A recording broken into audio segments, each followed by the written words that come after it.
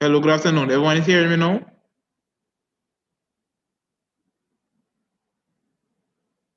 Everyone is hearing me now? Okay, okay. Oh, sorry about that. I was speaking and my mic was not unmuted. So my name is Davian Sterling. I'm the Commuting External Affairs Chairperson for the academic year 2020 to 2021. I'd like to thank everyone for being here. There are a few numbers on Zoom. The rest of the participants are on YouTube, live YouTube. And when this event has finished, the video will be on YouTube on our channel, Commuting Students channel. So thank you everyone for being here. So today's event is about self-defense. The theme is staying alert. So in this time and age, it's more important than ever to be alert, both physically and virtually. But although a lot of things happening online, we still need to go out and leave our homes to do business face to face. With that said, go to ask the presence of the Lord to be here with us as we embark on this event. So let a moment of reverence, please. Dear Father, thank you for waking up this morning. Thank you for giving us the privilege to see today. Thank you for strength. Thank you for life. Again, dear Father. As the presenters present information in their respective fields, please touch their hearts and their minds and their hands, dear Father, so they can present the best and accurate information possible. Thank you for allowing us to go through another day. In your name I pray. Amen. Okay, so with that said, we'll continue the program. And first, I'd like to introduce our first speaker, who is Director Mr. Norman Haywood. He is the Director of Campus Security, and he will be sharing with us tips and strategies on what we can do as students when we're on campus traversing, and also what the UE campus is doing to keep us safe when we're on campus. So although safety starts with S, it begins with us, but you will also have a part to play in keeping us safe. So go ahead, Director Norman Haywood. Thank you, Mr. Chairman. I'm going to be sharing my screen. I'm going to be sharing my screen with you because I'll be doing a presentation.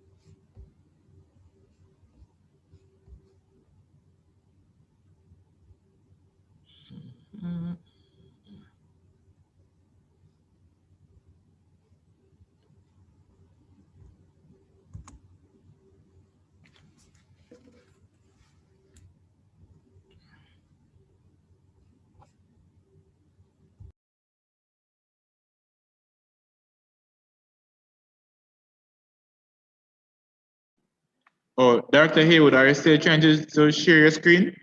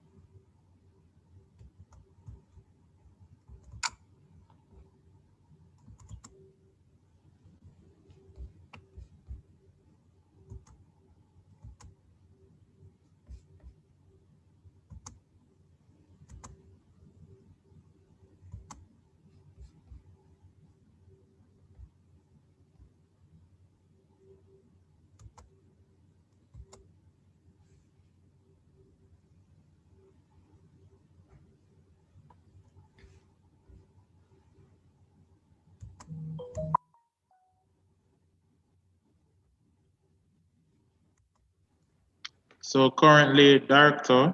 Norman Haywood is about to present. He's getting his self in order.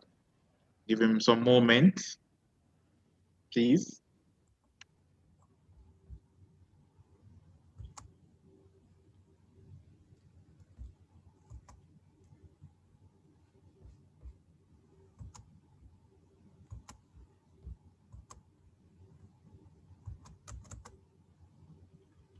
Okay, are you seeing the screen now?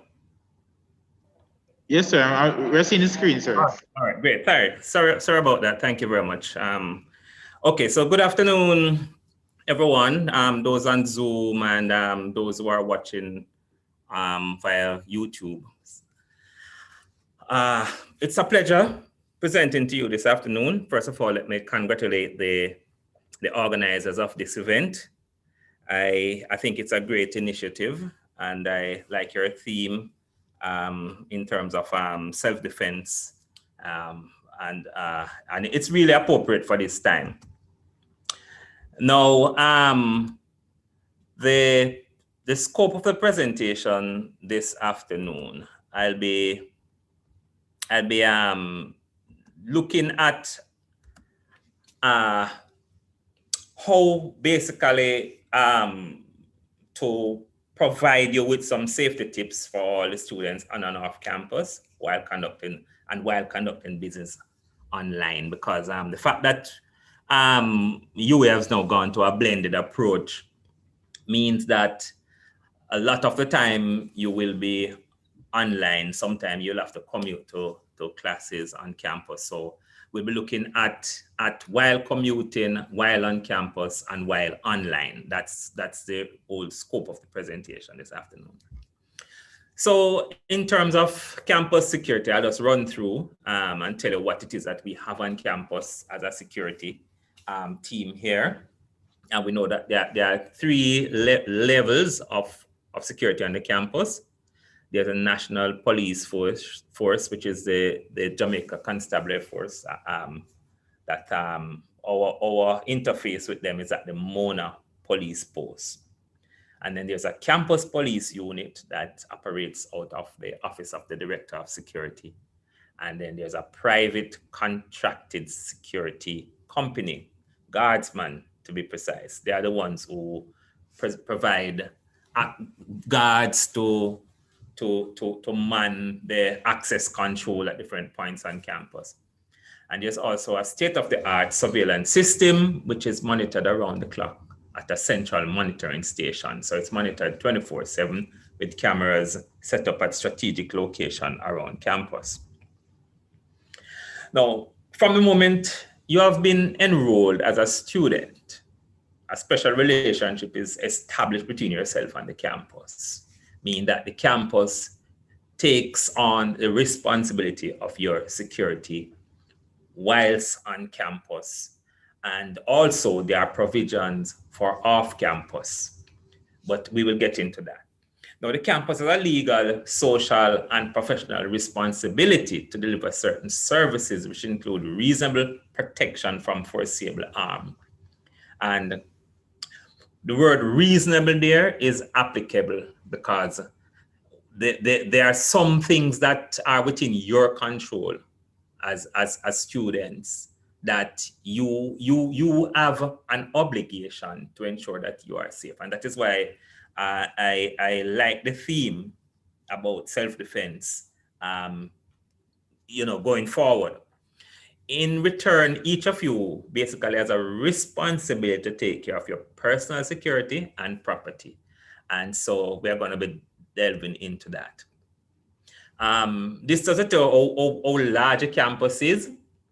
And, we're talking about 650 acres of land stretching from Garden Boulevard in Mona right down to Augustown and stretching across from Sir John Golden back onto Hermitage Road. So it's a very, very wide area, right? And the main vehicular access points, Queen's Gate along Hermitage Road, and students and staff can access through different other points on campus, as seen on your screen there. But one of the things that we're going to be asking you to do when coming on campus is to wear your ID. Wear your ID whilst on campus, because there are quite a few intruders who come onto campus using certain defects to the fence. And sometimes people come on campus. Security doesn't necessarily ask everybody who's coming on campus where they're going, what it is that they are coming to do, especially in the day, because there are a lot of business entities on campus. People come on campus and conduct other business beside being students or staff. Those who venture on campus during the night, we normally ask persons to show their ID and check vehicles going out, especially going out, and we check vehicles coming in if they are suspicious in terms of the number of persons and darkly tinted vehicles, etc. So in order to get a free passage, we're asking that students wear their IDs for us to readily identify you. Security deployment on campus, as you can see, it's at different points. It's on the halls, the administrative buildings, and so on. And with the added component now, that makes it more complex, the COVID pandemic, security officers are empowered to enforce the COVID-19 safety protocol. So people will be asked to basically sanitize before entering building. People, we have to wear a mask. We do temperature checks, and we ask persons to physical distance. So we're just asking for the cooperation of all of you when you come on campus, because it's a part of the whole safety and security protocol that we have put in place. Now let's go to the meat of the matter, which is crime prevention. Now you can prevent or minimize the chances of being a victim of crime. the most important way of preventing crime is awareness. And this function, this seminar that you're having is about awareness, right? It's making you aware of what is happening, aware of your surrounding. And one of the things that we'd want you to also to do is develop a positive attitude towards your own security. That means you face the challenges head on, you understand what's happening around you, and you take the necessary steps to protect yourself.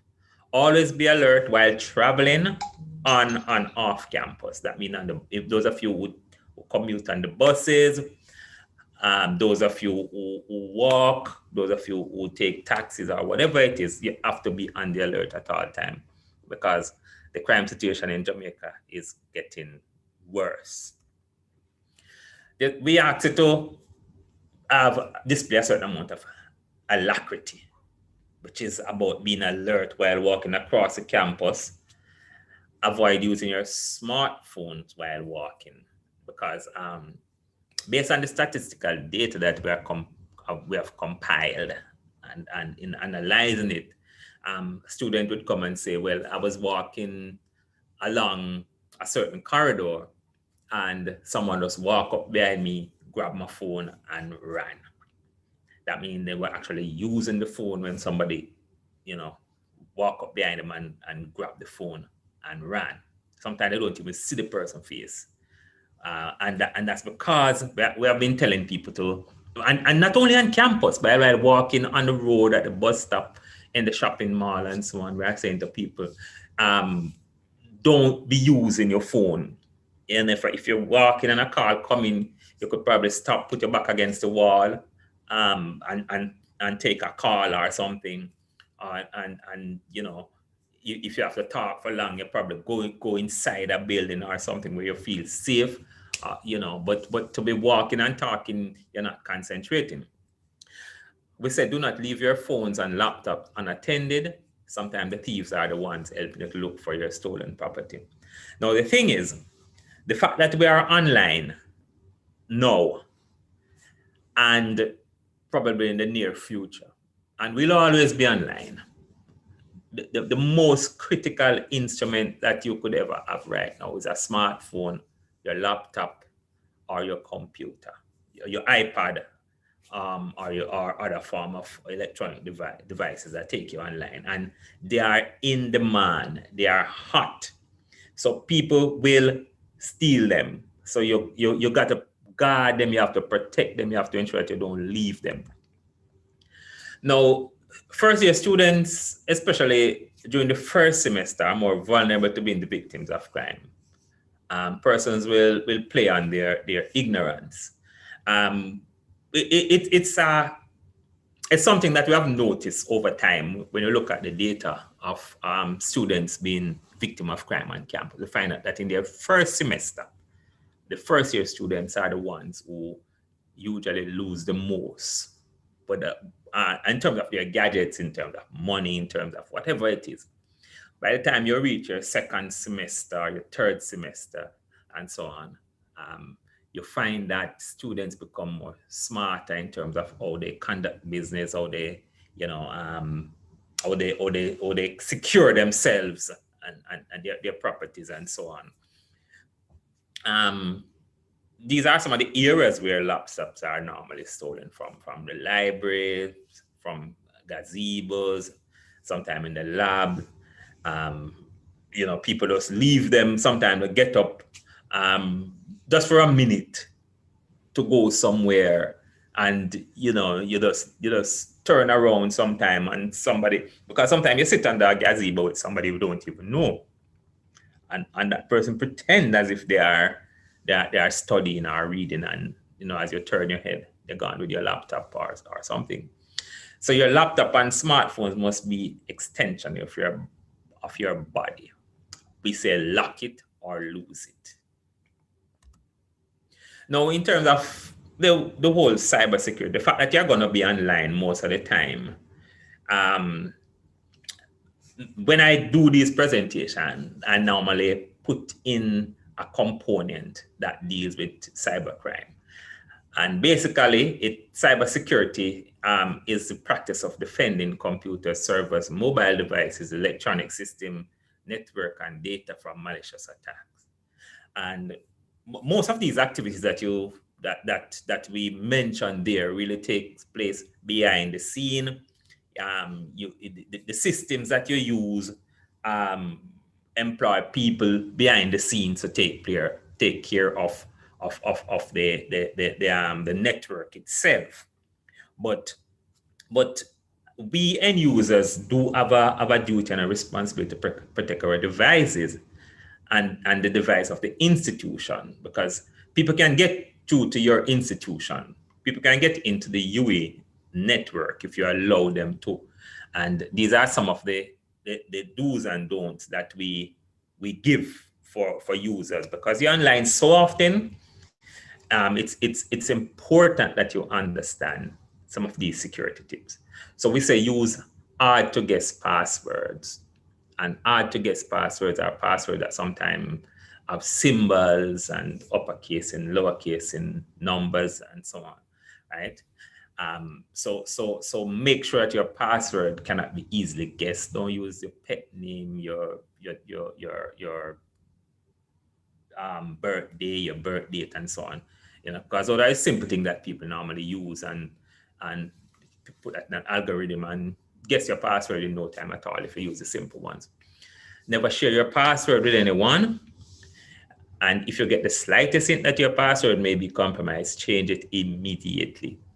Google have the system set up now where when you log on, when you create an email account with Google, they normally ask some question about which other device you would like for them to use to identify you.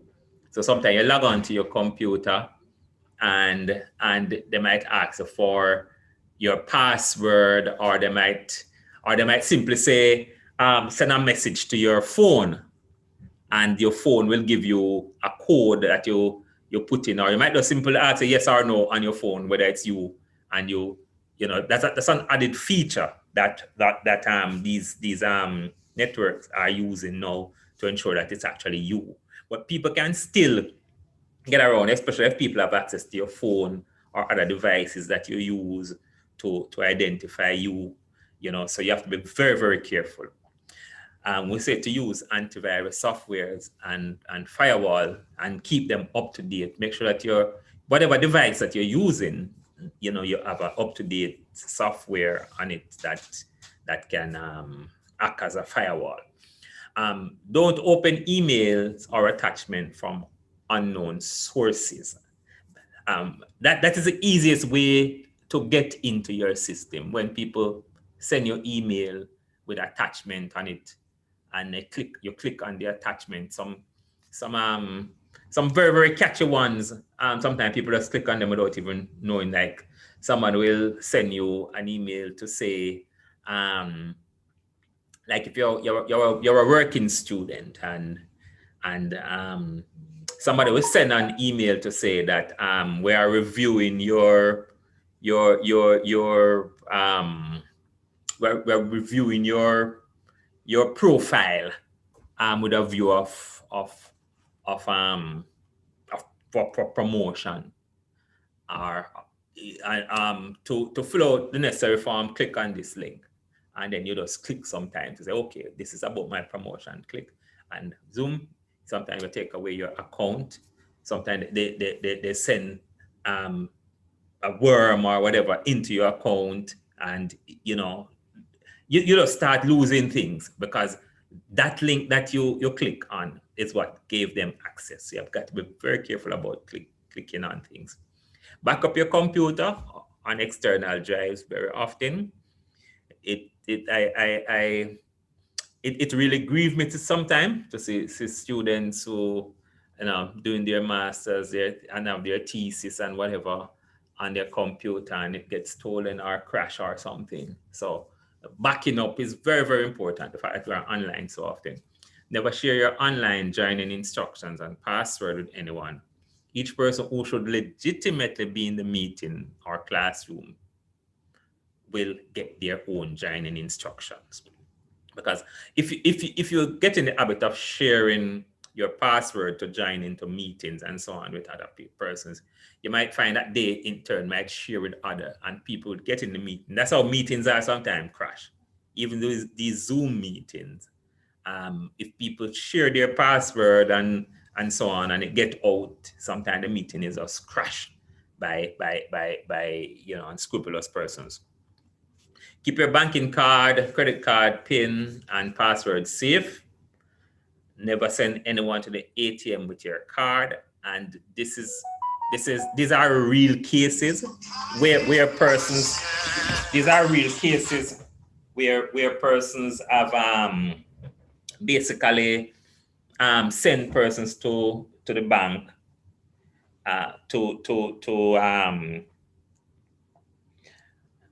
send persons to the bank with their card number, etc.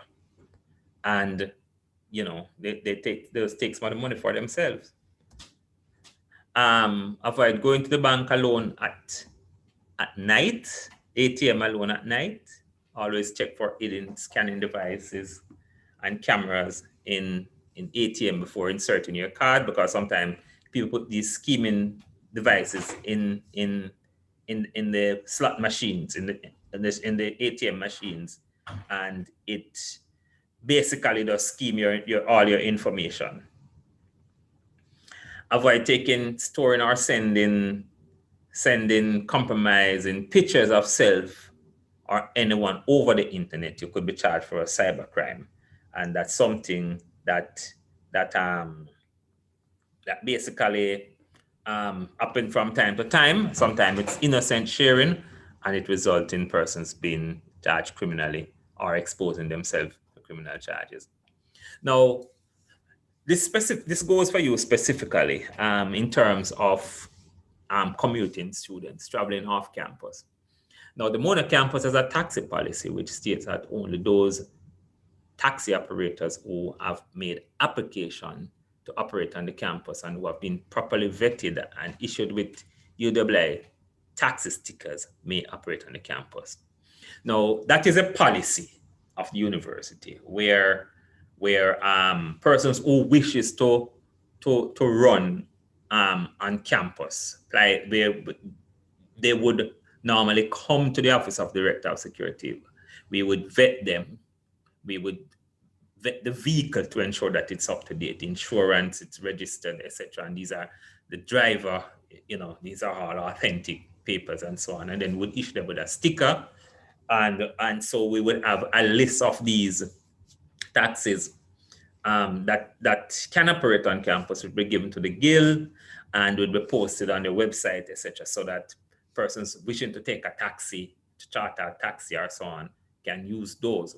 But we know that there are other taxis because people go by Irving Gate and so on. Those taxis don't really come into campus to get stickers. They run from Papine to Augustown, Irving Gate, to and all over the place. And they just turn back at Irving Gate, right? What we are saying to persons is that if you're going to take these taxis, right, you have to ensure that the taxi is legitimate. Do not take robot taxis, right? And we do not allow robot taxis to enter the campus to take students, etc., right? And there are safety issues which include possible abduction of persons posing as taxi drivers. Because even with legitimate taxis, with red plate taxis, there are certain protocol that you have to follow. Because we lost a student earlier this year, and the case is still not closed. Jasmine Dean, in terms of she, went into a taxi, and basically that was the last we have seen of her. So that's something that we are trying our best to avoid, for students to avoid getting into taxis. So traveling off campus, if in doubt, take a picture of the license plate and send to your friend, your parent, your guardian. Know your route. Speak up if a driver is going off route or driving too fast or reckless. So what we're saying here is you're going into a taxi anywhere, not only at Irving Gate or wherever you live, and you're taking a taxi to go somewhere, right? One of the the smartest thing that you can do sometimes is to take a picture of the license plate and you send it to your friend, your parent, or your guardian, and you say, I'm going into this taxi at this point, and I should be there within half an hour or so they know that if you take a taxi at Irving Gate and you're going to Alpha Tree, right? You went in the taxi, say 8 p.m. That's supposed to not take you more than say 25 minutes from Irving Gate to reach down to Alpha Tree Square. Now, if you are not there, or if you haven't, if you said 20 minutes, you'll be there and you meet up in traffic, then it's good for you to call your friend, your parents, whoever it is, and say, we're in traffic. Give them an update of where you are along the route, right? So if after 30 minutes, 40 minutes, nobody hear from you, they didn't turn up or anything, it's supposed to ring a bell. They're supposed to start calling your phone. And if you don't respond, then they know the next step is to get the police involved, because sometimes it's how quickly an alert is sent out. It's a difference between life and death. So, and sometimes even if you don't take a picture, it's good to say that you did, just for the psychological impact. Because if a driver is planning to take you away and he heard you in the car saying, oh, I'm in this taxi, I just take a picture of the license and send to you, I should be there, he's gonna start thinking twice. Should I take this person? Should I just drop off this person? Because he knows, because most of the persons, their mindset is to do things and get away. If the probability of them being caught is high, then they are not gonna risk it. But if the probability is low, then they will risk it. So you just have to psych them out sometime in terms of your alertness, your mental alertness, and in how you respond to certain things, or how your whole behavior and attitude will say, leave this person alone, right? So there is strength in numbers. Plan your route and try as far as it's practicable to walk in pairs. So if you can always travel in pairs or in more than, link up, call each other, move together as a team, that will be good. Ladies, avoid going into a taxi with 2 or 3 unknown men aboard, especially if they were already in the car before your stop. So you're at a bus stop and you see a taxi come, and it already has 3 or 4 passengers in it, or even 2. But your instinct, use your instinct, right? Use your instinct. Let your sixth sense warn you sometime about not going into a vehicle. There could be something, a gut feeling that say, listen, I'm not going in this vehicle because I'm looking in the vehicle and I'm seeing 2 men sitting there in the back car. It just doesn't seem right. Another vehicle will come. So don't just run blindly into a vehicle and don't know who is behind you or whatever. You got just look around sometime and just pull back. Don't fight or argue with someone pointing a gun at you. That can be dangerous. So if the person pointing a gun wants your phone, your laptop, your wallet, whatever, just give them without a struggle.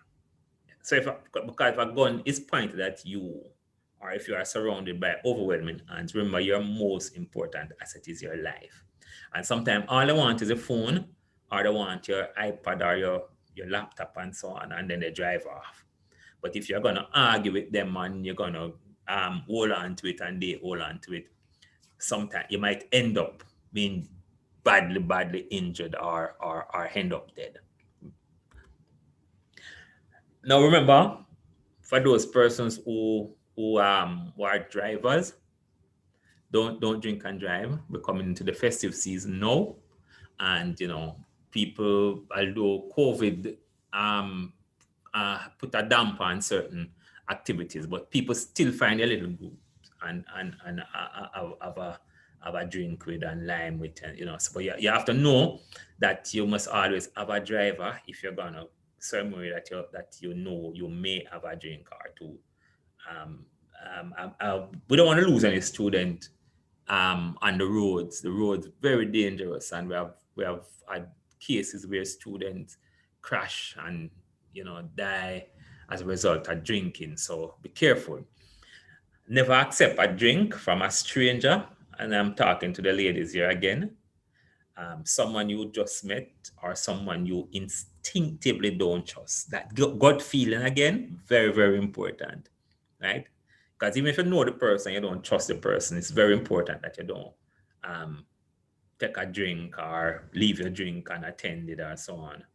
Because the statistic has shown that 70% of all rapes reported are committed by someone known to the victim or someone with whom the victim goes out on a date with. So it's very important that you keep in mind that your gut feeling some of these times will have to guide you, and some protocol. Remember, if you feel you are being followed, drive or walk as quickly as possible to a lit area where several persons are gathered, or to a police station, a gas station, or other public area. So just zoom in on public space. Although the Jamaican society has become so callous now with people being robbed and other people standing by and so on and so forth. But give yourself a chance. Give yourself a fighting chance, right? If you know you're being followed or so on. If you are approached by a suspicious character, walk on the other side and scream loudly if you are being attacked. So you're walking, going down the road, and you see somebody coming in your direction, or two persons walking towards you, and that gut feeling again tell us, I don't want to pass these persons in this dark spot here or so on. So you cross the street. Now, if they cross the street simultaneously, it's either you're going to turn back or something. But once you feel that you're under attack, you got to start running in the opposite direction and screaming, right? If do not resist, if your attacker is armed, meaning that if you are if the attacker is in your face, if the attacker is arm length, with a knife, with a gun, you just give them what they want and get out of there. Try to get them from you as quickly as possible, because it's an item that they want some of the time, right? Remember, you have one life, preserve it. You may live to acquire another computer, another smartphone. So don't give it away foolishly. And these are some important telephone numbers. The additional information on safety tips you can find on the uimona.edu/security. You find the student companion there with tips and the emergency numbers. I understand that the organizers are going to put up the presentation,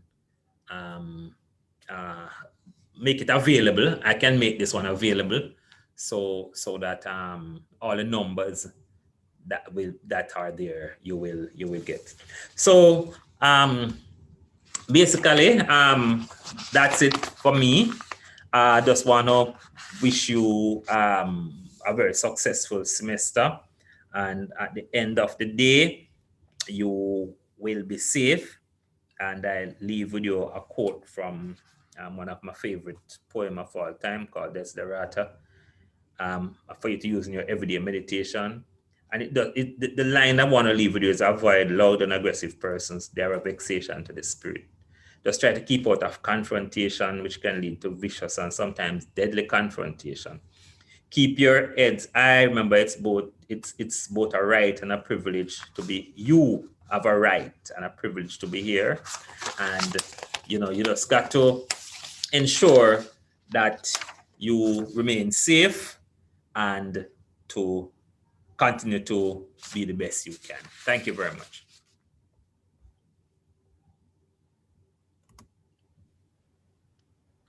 Well, Director Norman Haywood, thank you very much for that presentation. It was very detailed, and you definitely touched on face-to-face security and online security. It was a very good presentation. Really enjoyed every aspect of it. And I'm sure the participants here on Zoom and on YouTube, they definitely learned a lot. And I really want to thank you for making yourself available. We have a very busy schedule, right? This is very important, and I hope going forward, maybe a more security campaign can be done, because security is an everyday issue, and I'm really happy you're taking the step to make yourself available to do something like this. All right, so participants, any questions that ask Director Haywood? Any question? All right. So since there are no questions and part of the promotion was credit giveaway, let me give a moment to introduce the commuting um, PRO, Ashley Nicole Lawrence, and she will take over. Good afternoon, everyone. I hope you are enjoying the session thus far, and I do hope it's interesting and it's what you want to hear. So for the credit giveaway,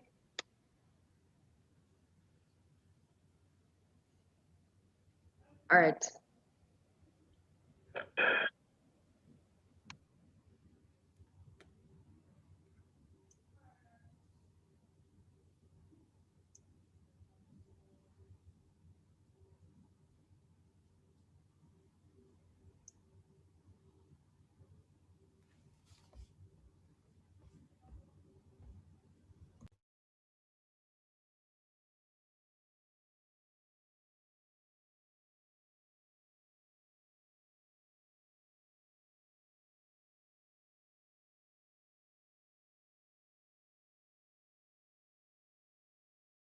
All right, so we'll start about that. So for the question, anyone that can tell us 2 cybersecurity tips, and it will be, you have to type it in the chat or on YouTube, and you will get the chance to win $200 credit from any network. So the question again is 2 cybersecurity tips.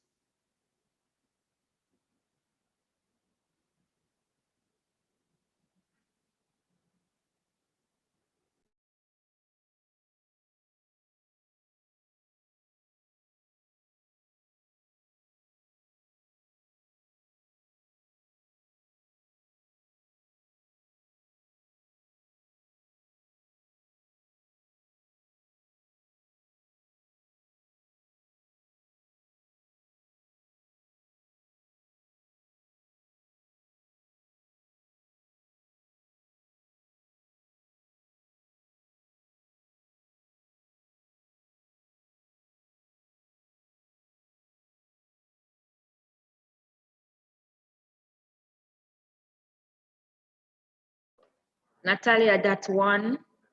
We asked for 2. She said firewall. What about the firewall? You have to be more specific. Natalia, more specific, please. What about firewall?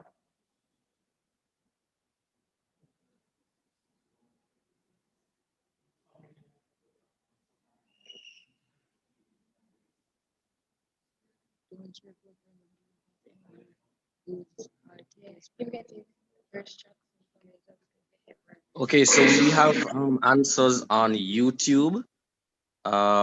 Carrie Ann says, don't share your photo and don't give your bank card to anyone. So does that apply? It does. So Carrie Ann Thomas.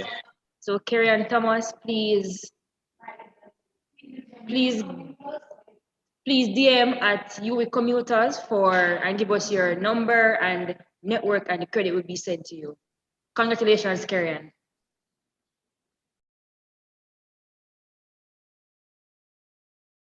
From Zoom, Natalia, you came really close, so we decided to give you a $200 credit as well. So you do the same thing. Just DM at you commuters, give us your number and information, and we'll send the credit directly to you. Now we hand over to Davian, and he will finish the presentation. Oh, thank you very much, Miss Ashley Nicole Lawrence. That is our Community Students PRO-elect for the academic year 2020 to 2021. Right. To continue with our program, right? Thanks for those questions, Ashley, and love the answers. I see that we were listening very keenly. Really like that. So the next presenter we have is Mr. Alton Budley. So give me a moment to give him a very detailed introduction. One moment, please.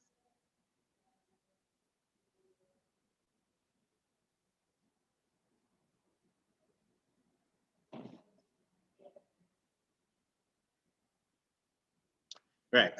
So Alton Budley is currently a commuting students advisor with responsibility for information and communication technology, which is ICT, and facilities management. Alton has completed a Bachelor's of Science degree in computer science with honors and is currently pursuing an MPhil in Masters in computer science with a focus in knowledge discovery and intelligent systems at the UWI Mona. He's also a past student of Kingston College. Alton enjoys making people smile and solving complex problems in computing and software engineering, as well as developing and implementing technical solutions that enhance the human capability. Please let Mr. Alton Budley feel welcome as he presents.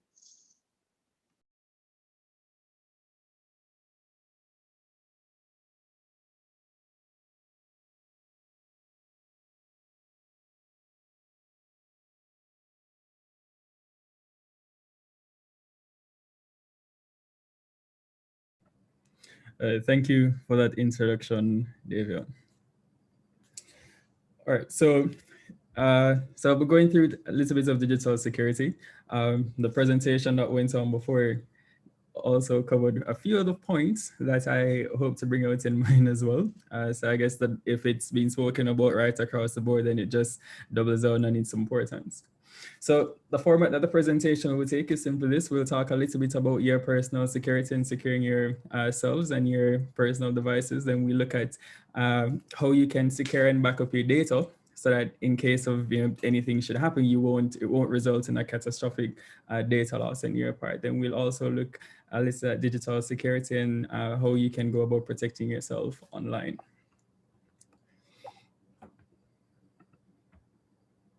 All right, so your personal security.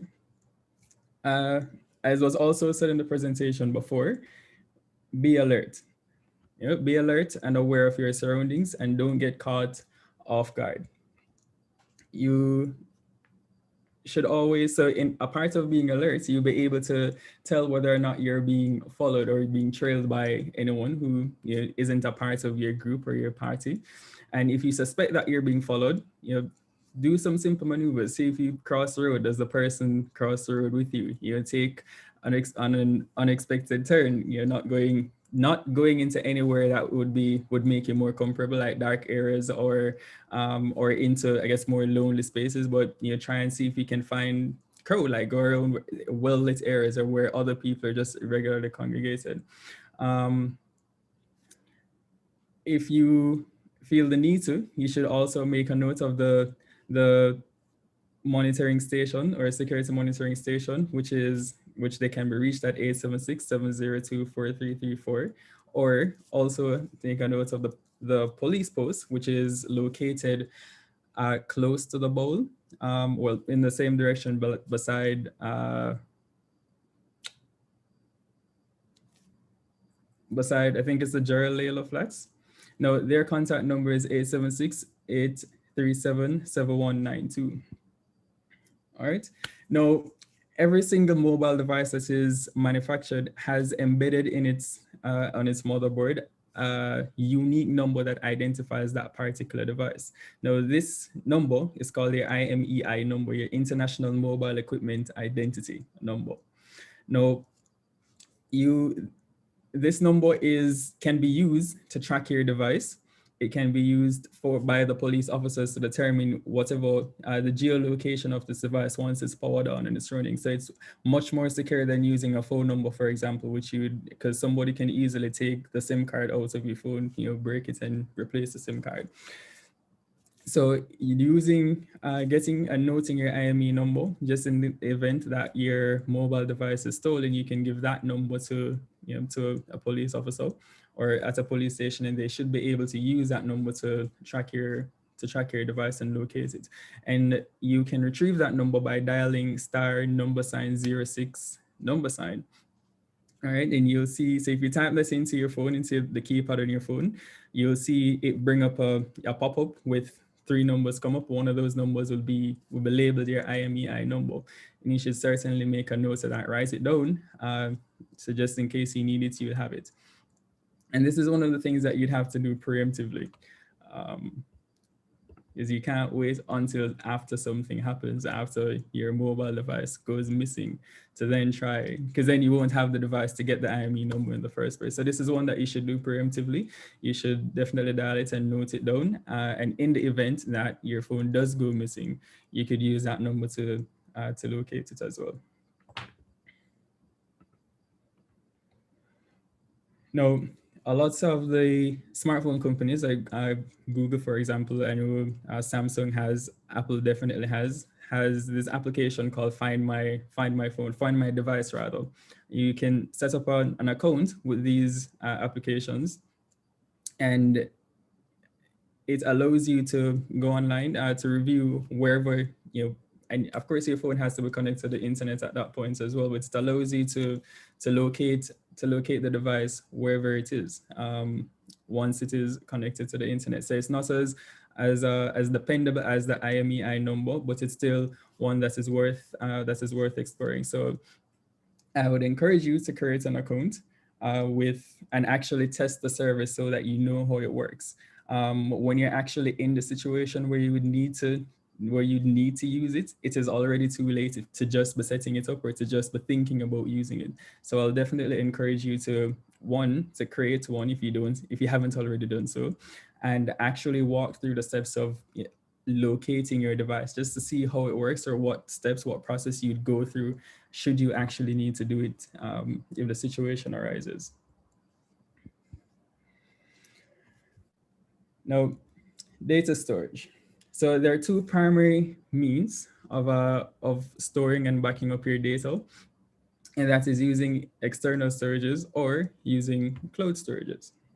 Now, external storages, there are 2 primary types of external storages, or 2 primary type of technologies rather that exist for this. And these are SSDs and HDDs. HDDs are hard drive disk. Those devices typically have a spinning magnetic disk inside of it with a read-write head that reads data off of those spinning magnetic disks. SSDs tend to use chipsets instead. Now, SSDs generally are more durable than HDDs are because they have less moving parts. They're not susceptible to magnetic field distortions, or they're more capable of withstanding accidental drops and other shocks, vibrations, extreme temperatures, etc., which HDDs are not. All right. Now, cloud storage has the potential to deliver to you unlimited storage as you would require it. Now, there are a number of cloud storage platforms that exist. For example, iCloud, Google Drive, which most people use, and OneDrive. Now, the site here has a few layouts of the pricing and what you get at each tier of its storage. Now, what a lot of us don't know is that OneDrive actually gives you a total of 1 terabyte of free storage if you use your UE account to download that. So if you should download OneDrive and you sign into it using your UE account, instead of getting the 5 megabytes, which you'll only get if you would have created it on a personal account, using your UE email, you'll be open to getting a total of 1 terabyte of free storage on OneDrive, which that could come in very handy. Now, all 3 storage platforms of these major storage platforms allows you to also create a folder on your desktop computer, which automatically syncs with the cloud as well. So you don't have to actually put a lot of effort into trying to remember to back up your data. Now, that would be, I guess, my recommended route of going. So, for example, for those personal information or those really important pieces of information like your coursework, for example, or your study material, or just other important pieces of information that you definitely wouldn't want to lose, create one of those directories on your desktop, and you can then go on and create subfolders which you can use to organize that directory better, and store all of the important pieces of information that you'd have in those directories. And that way it will automatically and will always be backed up to online. So in the event that something should happen to the device that they're stored on, your hard drive goes bad, or your computer gets stolen, or whatever the case may be, you will still have access to the data. So whatever data you had stored on those devices, because it would have been automatically backed up to the cloud. And then that's something that you wouldn't have to remember to do. It requires very little effort and input from the user on a continuous basis. Now, digital security is a collective term that describes the resources employed to protect your online identity, data, and any other assets. Now, illegally accessing someone's data or identity or financial resources is termed a cybercrime, which in turn creates the need for cybersecurity. Now, digital security involves protecting your online presence, that is your data, your identity, your assets, whilst cybersecurity is more concerned about protecting whole networks, computer systems, and other digital components from unauthorized access. One of the key ways that we can do this is just simply through the utility of a password. Now, I have some password do's and don'ts. So some of the password do's, as was mentioned before, ensure that your password is one that is hard to guess. Ensure that your password has a length which is greater than at least 8 characters, contains mixed cases, that's both lower and upper cases, also contains numbers and special characters. So your special characters would be the percentage, ampersand, asterisk, brackets, and so on. And if possible, well, a lot of us already use password managers. For example, Google passwords that we use to store a lot of our passwords. So, and there are quite a few other applications as well that will allow you to do just that. So password managers are good, but you should definitely ensure that the password that you use to protect the password manager itself is an extremely strong password. Because otherwise, if someone is able to break into your password manager, then they're also able to get access to the passwords that you'd have used to every piece of information that you're protecting using the password managers. Now, some of the don'ts for your password is you should not use the name or names of your associates. So not your name, not your parents' name, not a name of like your best friends or a pet's name, nothing that is personal to you. Basically personal that other people would also know about you as well, or what people could easily find out about you. You should not use the same password across multiple sites for the simple fact that if one of those sites should be breached and the password should become known, for example, what you use for Orveli to sign into your Orveli account, so that's a UE password really. If you use the same password to sign into your bank account, then if somebody gets access to the password that you use to sign into Orveli, no, they also have access to your banking details as well, which you won't. So that's not necessarily something that you want. So you shouldn't practice to use the same password across multiple sites. And here again is where having a password manager could come in quite handy, because then, I mean, a lot of us subscribe to a lot of services that require us to password protected. And so having created multiple passwords for multiple different services, it may become hard for you to remember the password for every single one of those services. And in these cases like that, you have a password manager where you don't necessarily have to remember the password for each individual site. You just need to remember the password for your password manager. And if that's a strong password, then it makes it much more secure on your part, secure and comfortable for you as well. And of course, do not share your password with anyone at all. Now, digital payments. So we're more and more as a society moving away from making cash transactions, and we're more and more as time progresses becoming a more of a digital society, and that also transcends to how we make payments and how we do transactions as well. Now, there are three most popular types of technologies that are implemented in our, I guess, our card systems, and those ranking in order of safety, with those that have magnetic strips, RFID enabled cards, and those that carry microchips. Now, the magnetic strips are the ones, for example, like your old Midas cards that just has that black strip on the back of it. Now, those store your account details by modifying the magnetism of iron-based magnetic particles on the magnetic strip on that card. All right, now, for those types of cards, it is fairly easy for anybody at all that has a reader that can read those magnetic strips to easily figure out the information that's on the card, which is why they're the least secured of all the card technologies. Now, the RFID enabled cards, those are essentially like those contactless pay cards where you just simply tap a payment machine and it will automatically make the payment for you. Now, one of the issues with these cards is that it simply uses an RFID chip in it, which simply means that anybody with a device, with a reader, with an RFID reader, will be able to read the information that's on that card. Now, of course, some of the cards would have encrypted data on it, and it won't necessarily allow every single type of reader, just arbitrarily any reader at all, to be able to access the information on it.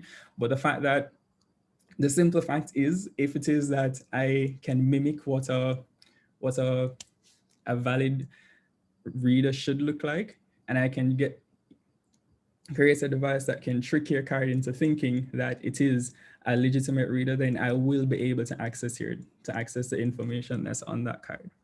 Now, the microchip technology, those use an embedded microchip, and it encrypts the data stored on the card, and it's those type of cards are even safer if it is that the microchip is pinned as well. So you mostly find these technologies in credit cards. I think NCB know the last upgrade that they've done to the Marius is one that has a microchip in it. And that is, as I said before, much safer than the magnetic strips. And so if it is that you have a Midas card, I encourage you to get it changed out as soon as you can. And if it is that whichever bank it is that you bank with has other options as opposed to the magnetic strip, I encourage you to seek to change your cards to one of those. All right, security online. Now, when using public computers to access personal accounts, use private browsing. So if you're using a library computer or an internet cafe and you need to access something as simple as your email account, or any other accounts that you necessarily are, your banking details, for example, or any other account that would have highly sensitive information, I encourage you to use private browsing to do that. So browsers, just by their very nature and them trying to be helpful, they would most often track and store a lot of the information that you'd have entered. So for example, using almost any browser, but if you sign into Google Chrome and you try to access your email, or you go to Facebook or any other sites and you enter your credentials, it would ask you if you'd like for the browser to save your password. If it's a public computer, always click no. And even so, in some cases, the browser will, even though it doesn't save the password, it will remember the username or the email address that you used on that site. And so the next person that comes to use that machine will be able to see whatever the username was. Again, that's also personal information, and any bits and pieces of information that you can supply to somebody who's interested in hacking your account becomes helpful. So it all matters. And to that end, I encourage you to use private browsing, because that in most browsers, the private browsing doesn't actually track any of the activities that you would have been doing within that session. And so when you're finished, you just close the browser, and none of the information that would have been captured or that you'd have interacted with within that session of having that browser window open would have been stored. Now, ensure that your web protocol is always HTTPS. Now, HTTPS, it's a protocol that ensures the connection between the client's device and the server that it's connected to is indeed what it is supposed to be. So it has a whole, let's call it an encryption protocol that ensures an exchanging of certificates that ensures and validates that the source of the information you're getting is who they say they are. You can usually validate that it is by looking in the URL bar, where you'd usually go to type in the URL that you want to look for, that you want to go to, and there's usually a little padlock sign to the left of the URL that usually tells you that you're using HTTPS. You should also verify the URL of the website you're browsing, especially if you'll be interacting with the website. So, especially if you're on a website that redirects you for whatever reason, always ensure that the redirects are legitimate as well. And so sometimes you'll probably click on a link, or you will search for something in using some search engine, and you arbitrarily click on a link, and then you look in the URL, and you'd probably notice that you're not where you're supposed to, but the page that you're looking at looks like what you're expecting to see, meaning somebody took the time to actually design a website, design a web page that actually looks like the login page of NCB, for example, or Scotiabank, or any other page that has, that, sorry, or any other page that they were willing to get information, capture information from you. And so it presents as if it's a legitimate page, but then if you check the URL is most certainly guaranteed to be something different. If it is that, it's an unscrupulous site. Now, what hackers will tend to do is allow you to enter whatever credentials it is that you need to enter in order to sign into that website. So let's use the example of you trying to sign into, say, Scotiabank, for example. And I'm not saying that Scotiabank has done this, or this has happened to Scotiabank. I'm just using it as an example. But say you go to log into your Scotiabank account, this page presents itself. It looks just like how Scotiabank login page is supposed to look, but it's from a different URL. It's from somebody who's trying to fish for your personal information. You go, you enter your card details, you enter your passwords, and it then redirects you. So see, the page flickers a little bit, and then it redirects you to Scotiabank's actual website.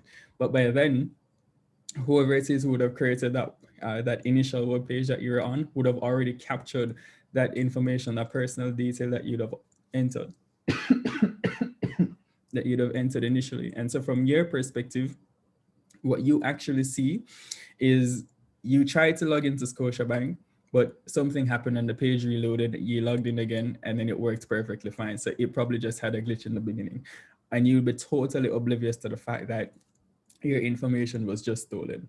All right, so always pay attention to the URL of websites that you're going on, especially if those websites actually require you to interact with them, if they require you to click on things, and if you're going to be entering information, ensure that the URL is what it is supposed to be. Now, thoroughly review and vet websites which unexpectedly request personal information from you. So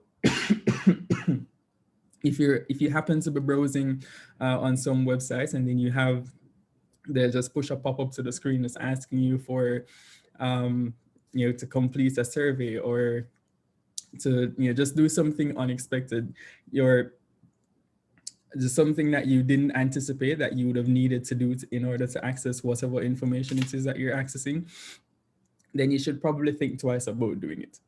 And it may not be absolutely legitimate. So you want to review it, vet it, and be sure that the information, that what is being requested from you is actually information that is needed and information that you're comfortable giving.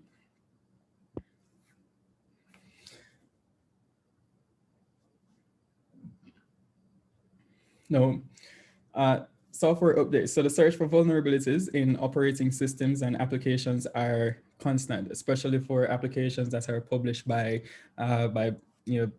big tech companies and and those operating systems. Now, they usually have a team of ethical hackers which identify vulnerabilities that exist in that application. Now, once a vulnerability is identified, it's the corporations or developers who would have developed that software then go and actually fix or update the code that runs that application or that operating system in order to account for the newly identified vulnerability. And then they'll try to push updates to all the users of that particular application or operating system. So for you to capitalize on the constant research and development that goes into identification of vulnerabilities and the neutralization of those vulnerabilities, you should ensure that your devices and your operating systems, your applications are always kept up to date.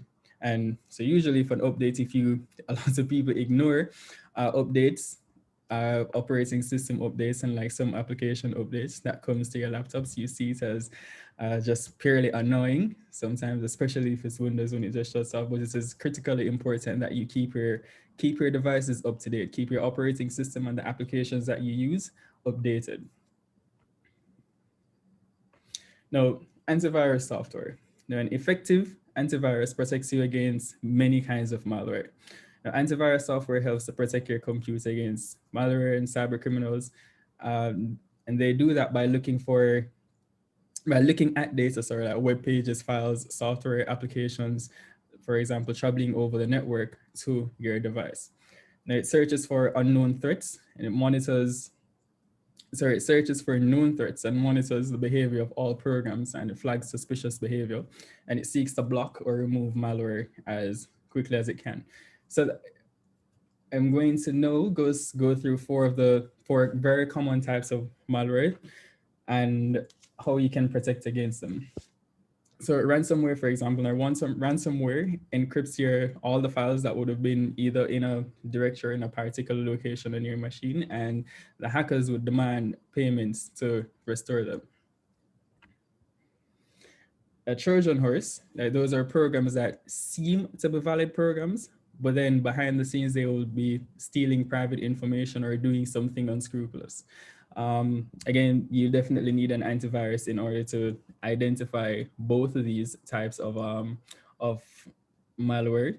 They're not necessarily attacks that you can foresee or easily determine on your own. Now, bots, for example, turn your computer into what we call a soldier, into a zombie army. It does that by installing snippets of code on your machine, which again, there's no way for you to know that it's happening because it happens all in the background. It doesn't have a user interface that pops up and says, hey, I'm downloading or installing something on your machine. So it just installs a little snippet of code and it uses your network link, and it allows what we call a bot master to let them know that they've successfully infected your machine. And then at some point in the future, it allows that person, that bot master, in order to create a network using all those machines that would have had that little snippet of code on it, and that person will be able to do so many things. It depends on what the bot was created to do. They may be able to steal information from your keychain, for example, or from your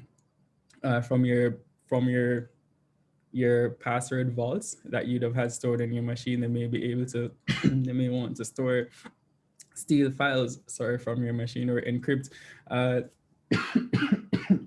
encrypt entire drives from your machine as well.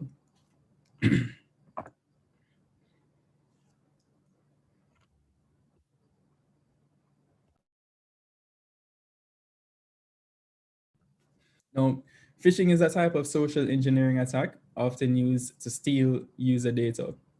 And this includes login credentials, credit card numbers, and so on. And it occurs when an attacker masquerades as a trusted entity and it dupes the victim into opening an email, instant messaging, or text, which is similar to what Mr. Haywood has said before. If you get an email, for example, from some random email address and that email address is structured the way the way a legitimate company would have structured that email address, and the contents seem like they're legitimate, but it just seems a little bit off in terms of what is actually being said or what you're being required to do. It just doesn't seem quite normal. It seems a little bit out of the way. Then it's probably not legitimate, and you can usually tell when you're being fished for information by meticulously reviewing the email address that those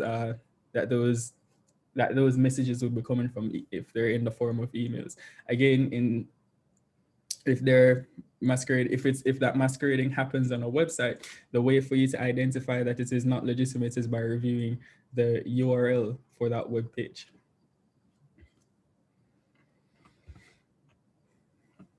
Now, there are also several types of phishing activities. For example, there is deceptive phishing, which is by far the most common type of phishing scam, and which is the one where the attacker masquerades as a legitimate entity.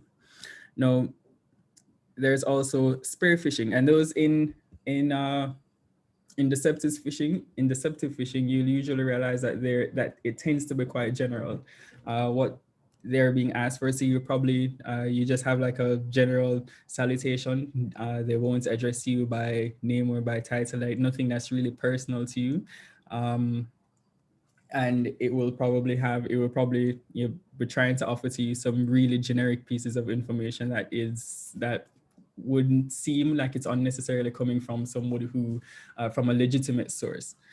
Then you have spear phishing, which does take a little bit of information, and it does try to ensure that whatever it is that it sends to you is actually pointed directly at you, meaning it takes personal information. Say it will address you by name, for example. It may even include your telephone number, your email address, or tell you about a website that you'd have visited frequently. And a lot of this information, and say it may seem like it's very personal information, that the only way the person could have gotten this was by you actually offering it up to them, and therefore it's legitimate.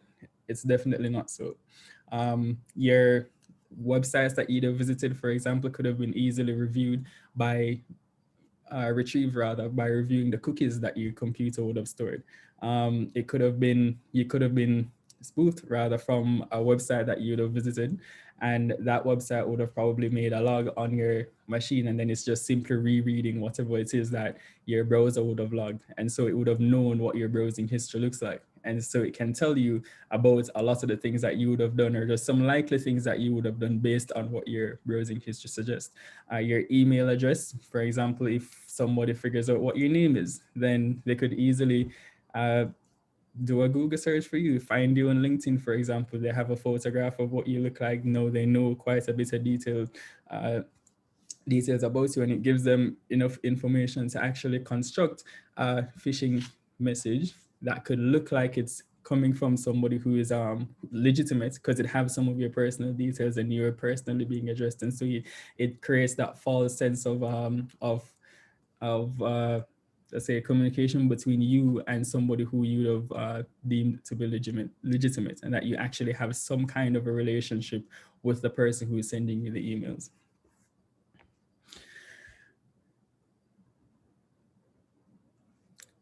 Now, there is also another type of phishing, which we refer to as vishing, which is really the use of VoIP. So it's usually done through telephone, and it mimics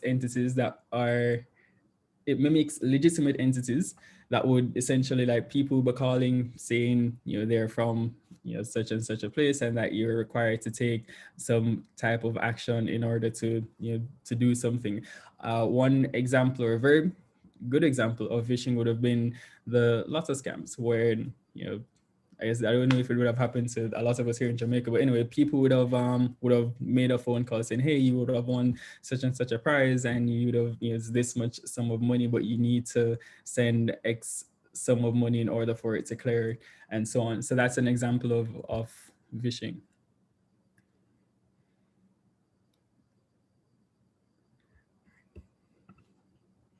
All right, so we move on now to so farming, for example. So farming is when the users become more traditionally phishing scams. Some fraudsters tend to do what we call baiting their victims. Instead of resorting to just simple phishing, they they again leverage cash poisoning and a lot of other like technical means through which to actually go about getting information from you. So they may try to figure out where it is that you're trying to go, what it is that you're trying to do by reviewing the traffic that actually gets reviewed on your network, and then they'll create create a page, or they'll insert a bot, and then they will actually take up communication between you and the legitimate entity that you would have been communicating with. So it's essentially it creates a middleman attack, or a man in the middle attack. So they would have inserted themselves in the middle of that communication, and instead of your communication link going from you to the entity that you wish to be communicating with, you unknown to you, you start communicating with this unscrupulous person. All right. And again, one of the best ways in order to protect yourself against all of these types of attacks would have to get yourself a very good antivirus. So Avast, for example, is one such antivirus which also offers, apart from just doing the hardware scanning, the file scanning, it also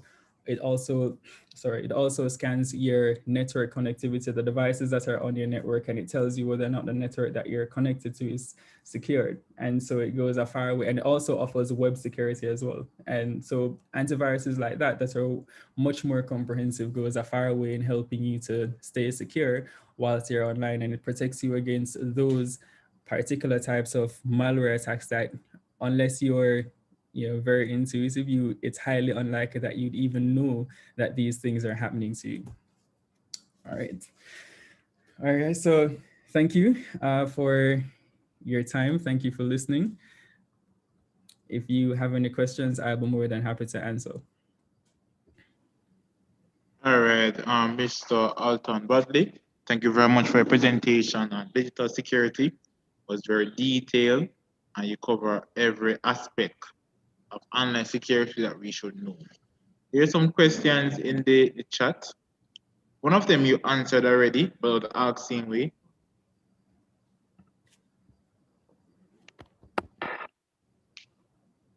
Right. So,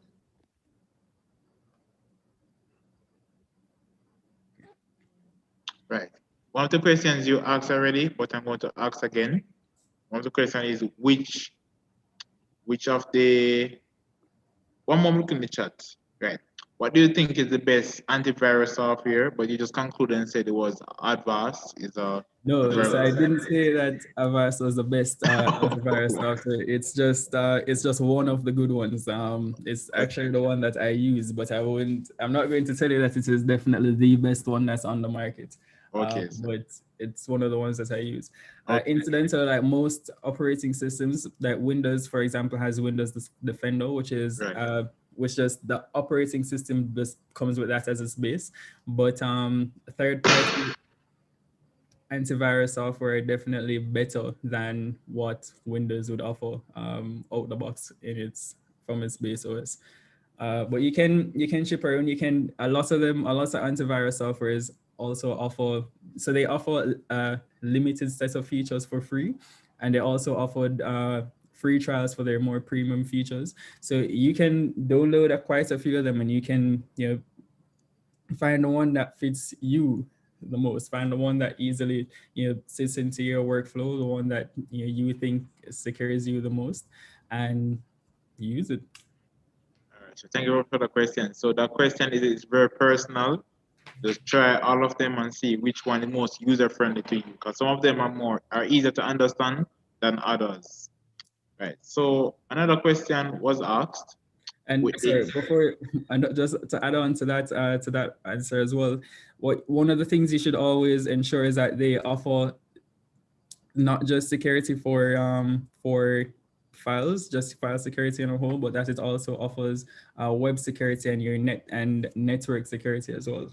So if you find an antivirus that offers all three components, then you're good to go. All right, thank you very much for that. So the best one for you is one with web, internet, and file security. So the And next all question, templates. right? With the IMEI number, if my phone gets stolen or something, I have it written down. Where would I go to put in that number? Do I download an app or take it to a network provider? So you take it to the police. Take it to the police. Okay. All right, so, next question, and I witnessed this one as well. It's a personal question for me as well. Sometimes you go on a website and they say that it isn't secure, and then you see advanced at the bottom, at the bottom of the page, right? So if you decide to go on that website, advance or proceed to website same way, like what are the implications for going on that website when it already says not secure? All right. So all right. So the answer isn't all right. So I'm not going to give a slam bam answer and just say no, definitely don't. The reason why you get that error message in the first place, why it doesn't take you directly to the website, is because what your browsers try to do by default is by its HTTPS protocol is try to match the security or try to verify the certificate that comes along with that website connection. Now, if it is that that website the website that you're trying to visit either does not have a valid certificate, and the certificates are they're literally just they're encryptions. How can we put it clear? So it's essentially an ID. Like think of it as an ID card. So if somebody comes to you and says, hey, I am google.com, for example, what your browser is going to do is say, hey, show me your ID, show me that you're google.com. And then that's done in the form of a certificate. Now, if the browser isn't able to validate that certificate, then it's going to tell you that, hey, this website that you're trying to visit, it's probably not secure. It's probably not actually google.com. And if you go to this website, you're going to be in some problems. It may be a masquerading website, for example. It may be, some devious code that has built up a page and they're trying to get you to come to this URL so that they can start downloading some malware on your device. Now, it also could be just simply that the certificate for the website has just simply expired and the website is actually very legitimate. And so it's really up to you if you actually trust the website that you're going to say, if it's one that you have that you've used perpetually before, you've used it on many occasions before, and you know for a fact that yes, this is definitely what the URL is, then feel free to proceed. And again, one of the important things that you're definitely going to note is the URL that you're going to be visiting. Ensure that the URL that you're trying to go to actually matches the URL that, like a known URL that you know that this is the website that you want to go to. And again, also having good antivirus software, especially an antivirus software that does have, that tracks your web traffic as well, would come in quite handy if it is that the website that you would try to visit does turn out to be a malicious website. Then you'd have your antivirus to back you up with that. Mr. Budley, thank you very much for those answers. And the person is saying, okay, thank you. So thank you again for your presentation. It was very, very good. Really enjoyed it. Information was relatable. No unnecessary jargons were introduced, only the necessary ones, which is very, very important. No information overload. So thanks again for taking some time out of a busy schedule. As a postgraduate student, you have a lot of work to do. So really appreciate the time and effort. So to see who were listening, I'm going to move on to the question and answer by our community students PRO who were not here earlier. Her name is Ashley Nicole Lawrence, and give her opportunity to ask question, and a winner will be chosen from Zoom and also on our YouTube live stream. Go ahead, Ashley Lawrence. Hey guys, so every time you see me is a giveaway. So the question is, if you can name 2 out of the 3 cloud storage that Mr. Alton Bodley said in his presentations. If you can name 2 out of 3 cloud storage that was said, you will get a chance to win $200 credit from any network. Okay.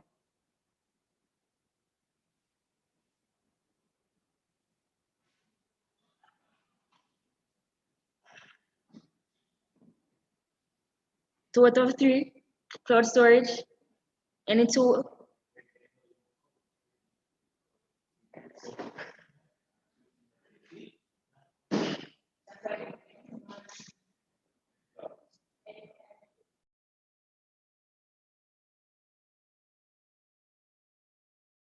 No one?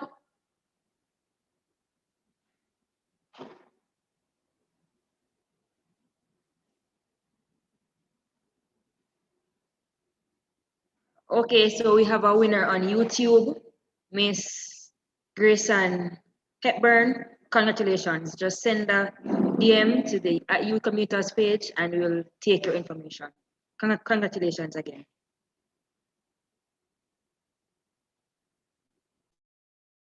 Now to Mr. Davion to continue the rest of the event.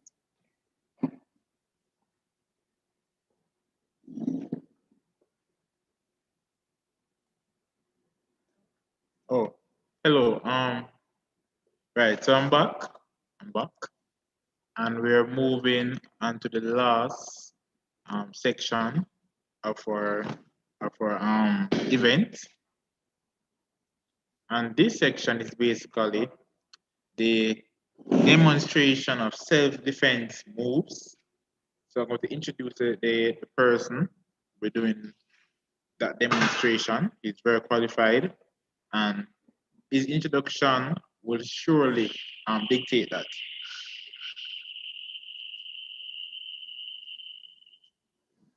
Well, give me one moment, please. Let me find his information. St. Paul Khalil Gordon is a first degree black belt with a decade of experience in martial arts and 3 years experience teaching karate. He has hosted numerous self-defense classes at Campion College and Mona High School, where he teaches karate and has been invited to teach self-defense seminars at the Gleaner Company in 2019 and for the Mommy and Me Foundation for young and underage mothers in Linstead, St. Catherine, Jamaica. As a commuter and a third-year tourism management student of UWI Mona, he understands the dangers of commuting alone day and night, and is passionate about sharing knowledge that can allow more people to reach home safely to their families. This passion led him to start teaching self-defense classes at the UWI during his first year of university. One of the main instructors of his dojo, he has taught a wide range of students, from chefs to police commissioners and renowned international music artists.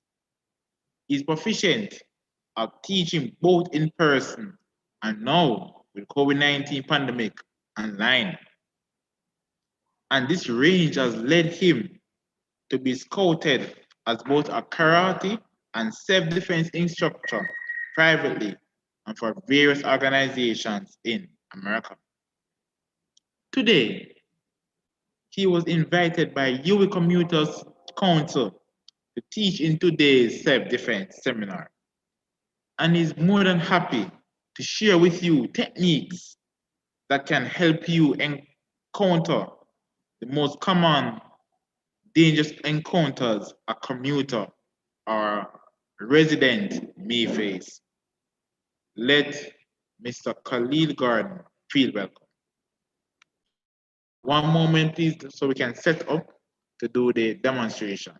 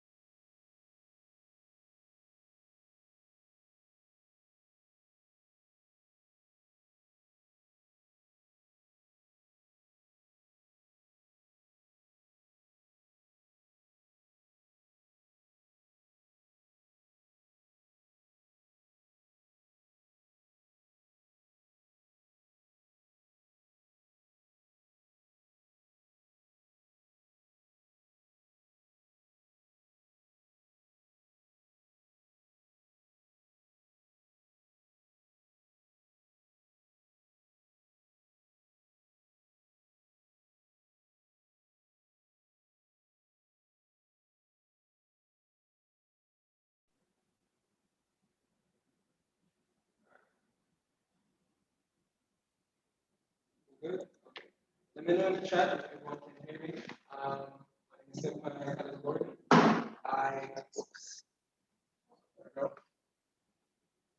We have a range of technical difficulties, but it's not right. I'm Untitled Gordon. I will be the instructor for today's self-defense seminar. Allow us to just adjust the camera a little bit. I'm not really hearing comprehension today.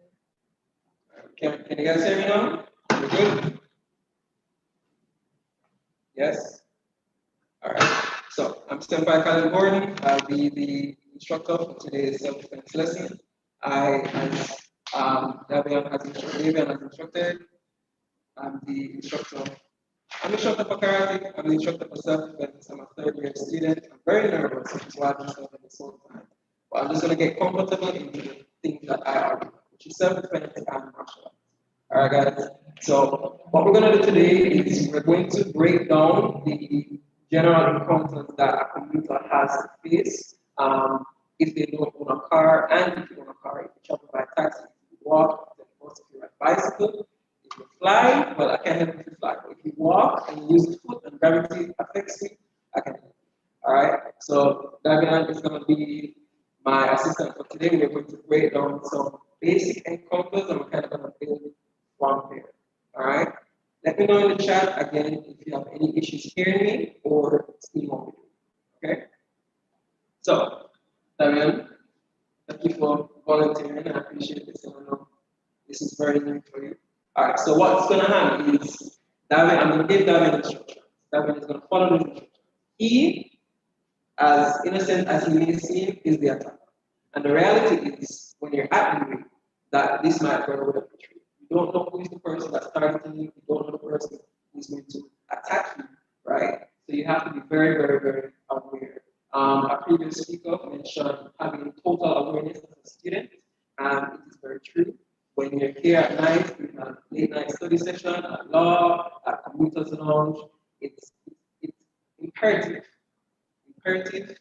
that you be aware of who's behind you, who's beside you, who's in front of you at all times. All right. So one of the most common, and we took some scenarios, one of the most common scenarios that people may face while at computers is having your phone stolen or being robbed at night. All right. So we're going to break down some common self-defense techniques and where we go. All right.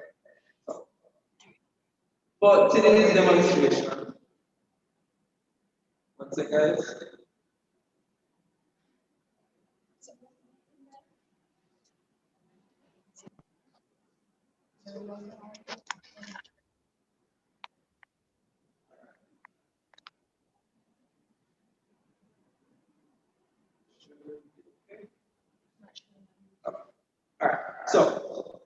today's demonstration,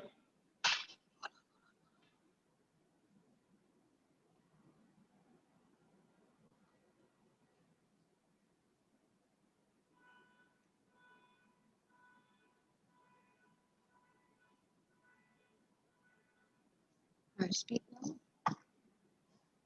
so for today's demonstration, we will be utilizing this pen.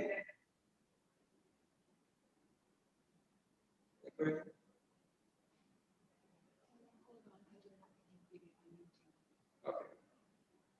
Please hold for one moment. There's some technical difficulties. We want everyone to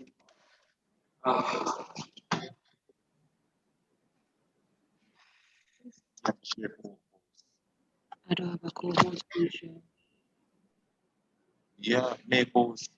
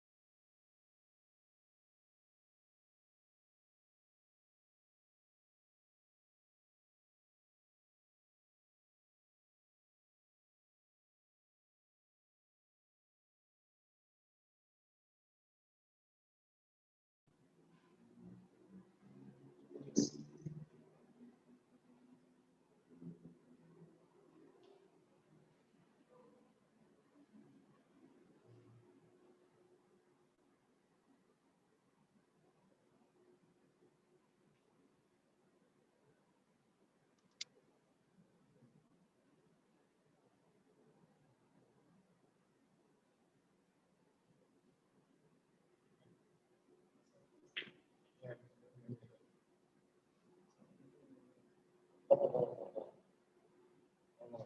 right. Yeah. That's the system. All right, so here we are, guys. Ready again. Apologies for all of that just now. It was, some unfounded technical. So as you were saying, today's class is going to be self-defense, very practical self-defense for you as a computer to ensure that, well, that you say, the tool for today will be this ball pen. It's going to be the knife, but it's not going to be as a sharp instrument, but it's going to be the knife for today's demonstration. So, Fabian is the aggressor. The most common situation that you face if you're walking along the stretch, for example, towards the hospital, is to have someone truly behind you, follow behind you, and possibly come out from somewhere that's very dark and threaten you to knife. All right. So Damian is the person with the knife, and most often what's going to happen is the person with the knife will have the knife on the side of the fence. The knife in your left hand. All right.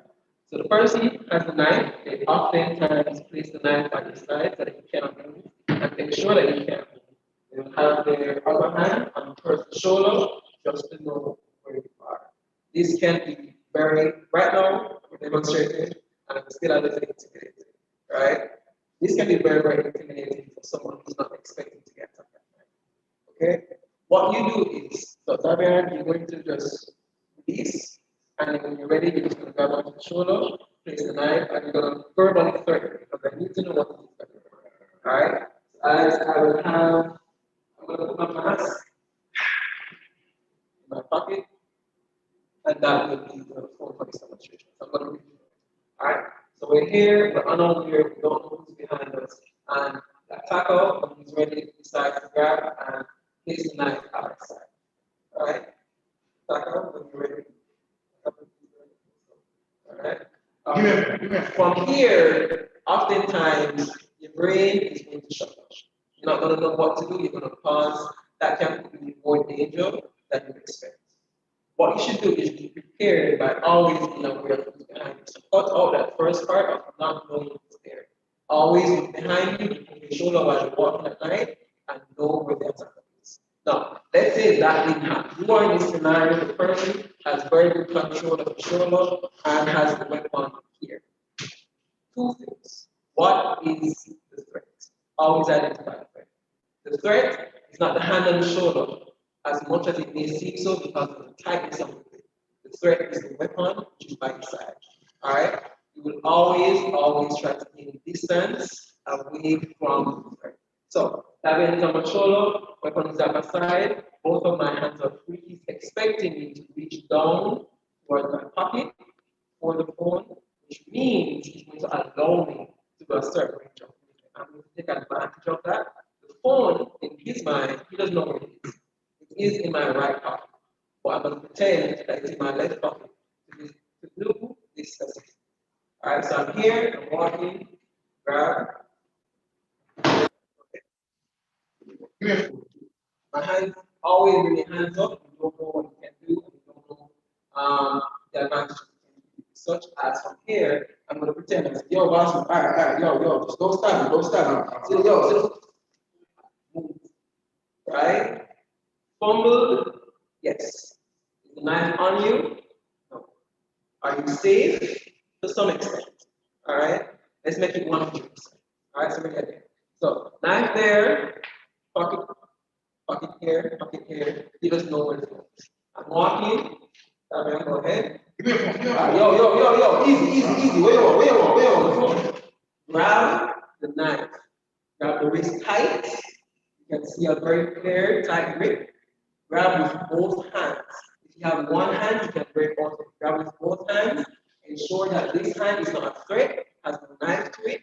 And again, this is self-defense, not mortal combat. This is not you fighting for you. This is not you fighting for the right to boast and say, yo, I defend myself against somebody. This is you fighting to come home, to get home safe, to reach your dorm safe. All right, so once you grab this knife here, what you want to do, always, if his legs are akimbo like this, push down on the knife. He's not up there, right? You can do two things. From here, you can use your shoulder to step in, pull back the shoulder, and hit to his sternum, right? He's not going to expect it because there's two motions of from here, pull onto my shoulder, twist, push, and instead, he's not going to expect it. And the thing, which is what you want, is his release, his grip, and the knife is going to be very loose compared to before. If he's holding it right at the base, you can try to pry the knife away from him and pull, don't grab the blade. Reach between his fingers with his thumb and push down on the blade. If that works and you have the knife, throw it to the side. You don't want him to try and struggle with you. And then lastly, you're going to hit to the groin with your hand. Very simple movement. Push, take the knife, bring it away. Use the same hand motion. Move down and to the groin. Right? You're going to let go of the hand. Move the hand to the side. So you see that flinch right there? That means he knows the attack is coming. And more than likely, he's afraid the damage is coming. Okay? So how that look like? So that's the first scenario where someone is from behind, you have the knife from the side, they're holding on to you, and you're going to try and take control. You're going to utilize, again, just break it down. So grab on the shoulder, knife in hand, hands up, always have your hands up, pretend to follow the instruction. Yo, boss man, where one. Try and confuse him, give us much information, overloading with words, right? That's giving you time.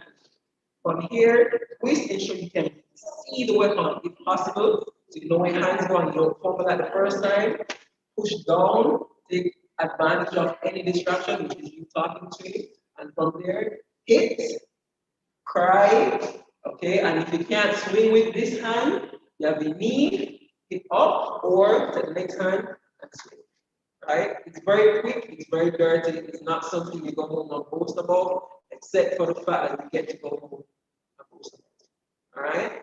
So the next movement, the next scenario that we're going to have is if someone is confronting you in person. This is more practical for you, right? Reason being, no, you're gonna have the knife. You're gonna have the knife. So, for example, I'm walking. What's the name of that street? Towards yeah, you're walking towards. No, not back. Walking towards hospital again, right? From the last side, you're walking towards hospital again. That's that long straight where the skaters usually are. If you're walking up there, which I usually do when I study it at night, it's very, very dark on a certain stretch near to the gate, and that's somewhere someone can sit on this chair. There's more potential for people to just rest. All right? Very dangerous, but you keep it in mind. If, for example, you're on the chair, you're on the chair, okay? I'm walking, I'm a little off screen, but I'm walking up. He sees me, he gets up. You're gonna get up on the right? Let's stay in the camera. So he gets up. This, first of all, is a threatening behavior. Always identify the threat. If he's sitting and you're walking away, not a threat. If you're walking and he suddenly gets up, the moment you're near, notice you're along a very long stretch, you saw it, then it's a threat. Always think of it as a threat first and foremost. What can you do to attack him? His hands. Those are the main threat areas, always. Unless you know taekwondo or karate like I know, speed, you're not a big threat towards you as a his hands are usually have a weapon, which is a good and a bad. Alright? Let's go over the back. First, you have a knife in your hand, showcase your knife. You know, so the knife is there, let me see. This is the knife, right? Ball pen. And the thing is, you're not gonna have a big ratchet they're not. You're gonna have something that's actually very similar to this size, a shaft. And you're gonna stab it just right in the stomach. And what you're gonna do is you're gonna step forward with your left leg, use your right hand, just start towards. Right? So this is what's gonna happen. If I'm trying to walk past, I'm gonna pretend to step past you. Okay, so we get up, then pretend to step past me, and then with the knife, you can't see it. So then turn on this side. Right? So again, I'm walking, pretend to step past me. The knife is in this hand, you're keeping behind his back. He's going to put it out and extract it. Now, if I'm not expecting it, okay. No, this is actually very important. Notice what he did just now. He's not stabbing once. He's stabbing multiple times. If the first one didn't hit, the second or the fifth one will, right? So you have to control the weapon. Very, very important. You have to control the weapon. You have to take control of his body. And how you're going to do that is, again, take control of the wrist. So you're walking towards me, step, I don't know what's going on. Push, I don't need to know, as long as I know it's your hand and your hand is down here, I don't need to know the exact angle of the swing. I know it's coming up, right? Once that's coming up, if the attack is coming up, simple defense, you're down, right? But let's try it down. Let me explain down first, because you're not going to have a lot of time to think about that. Right? So if I'm walking and you're walking towards you, and you start here, push almost like an X. Wrist together, hands come up to your chest, tilt your body, so you're moving the stomach, which is the soft spot, everything that can be hurt, away from the knife, and you're pushing the defense, which is your hand, down. An X block is what we call it. Very obvious why. Making an X with your hands, you push it up. So again, you step in, you kind of know he's there, right? You're suspicious, but you kind of gonna pretend and you slap down and control, right? Now, if you swung into something, try to stop here. No, seriously. Amen. It's not gonna hurt too much, guys. I'm allowing him to try and stop. Alright? No. Wow, you serious, I'm not. Ready? Go. What just happened is I'm going into his face. Notice I did that twice for both self-defenses. I'm not allowing him to dictate his reach. If I'm here and he has a knife, he has the advantage because he doesn't need much. He can just throw and stab, right? You see that? Enthusiasm, I don't want it. So I'm going to cut it. Once he's attacking me, I know the attack is coming, I'm aware of it, and I know what I'm going to do. And the attack is coming, go. Block first. Notice, I'm not in a perfect X block, but because I have both hands out, one of them is not right. That's the reason you use both hands. All right? My left hand miss, and then my right hand miss, I'm still there. But if both hands are there, go, I'm pretty much safe. From here, always, my next thing where you are, step in to the person with your shoulders. I'm going to always describe you using your shoulders. It's very important. Bounce, and in this moment, switch your grip, but switch your hands from an open-handed position or this into a grip on the weapon. Always control the weapon. All right, from here, you push down, and if you can, use all the weight and bring it to the floor. All right, okay with that? All right, you're not going to get it. So from here, one hand, move off the elbow, okay, one hand on the wrist, and you're just going to drop. There's no technique. You don't know what. I'm going to pretend I don't know. I'm just here, and I'm one little X block, I'm into live, and I'm just going to drop. All I did was fall. That's just my weight. And from here, you can't really stab me. This is the only threat. Knife in his hand is the only threat. I remember I said to have a knife is a good and a bad thing. The bad is he can stab you. The good is once I disable the weapon, he's not thinking of using his other hand. As much as he's down here, right now, notice he never tried to use his left hand, his feet, his head to attack me. He didn't even try to bite me. He's just focusing on maintaining the grip with the knife. And you, as a computer, as someone who is safe, aware, right, self-defense aware, you know that that's going to happen. You're going to take advantage of it. And you're going to just drop. And once he's down here, you can use the elbow, hit to the head. All right? So you just have your elbow, hit once. You're not trying to hurt somebody. So life and death scenario. You're not going to do this with your friends and your family just for fun. It's a life and death scenario. You're going home. Use the elbow once, drop to the head, push the person. Now go the opposite way. Don't stay and try and call the police. Right? Move and call the police. Okay? And that's the second scenario. All right? So, thank you. I know you were there a little rough. All right? A little rough. We have time here, so I'm not going to do any over the shoulder shows and the things you might be expecting. I'm just trying to get very down, very dirty, and practical techniques. All right? So, that was 2 scenarios with a knife. That knife scenario can be for anybody, regardless of gender. But if you're a female computer, for example, or just a woman in general, doesn't have to be a new student, doesn't have to be a university student.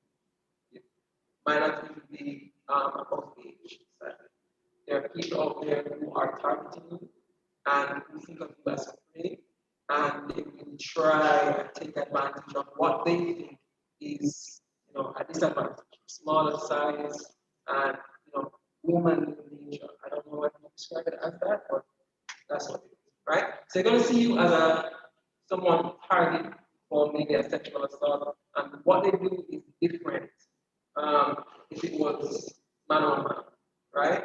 But in this scenario, because I know the technique, even though we have Olivia over here, she doesn't know all the techniques I'm going to show. I'm going to be the prey, the victim in this scenario, and he will be the aggressor. Okay? So I'm going to show the technique on him, then he's going to give it to me, and I'm going to show you what's happening. All right?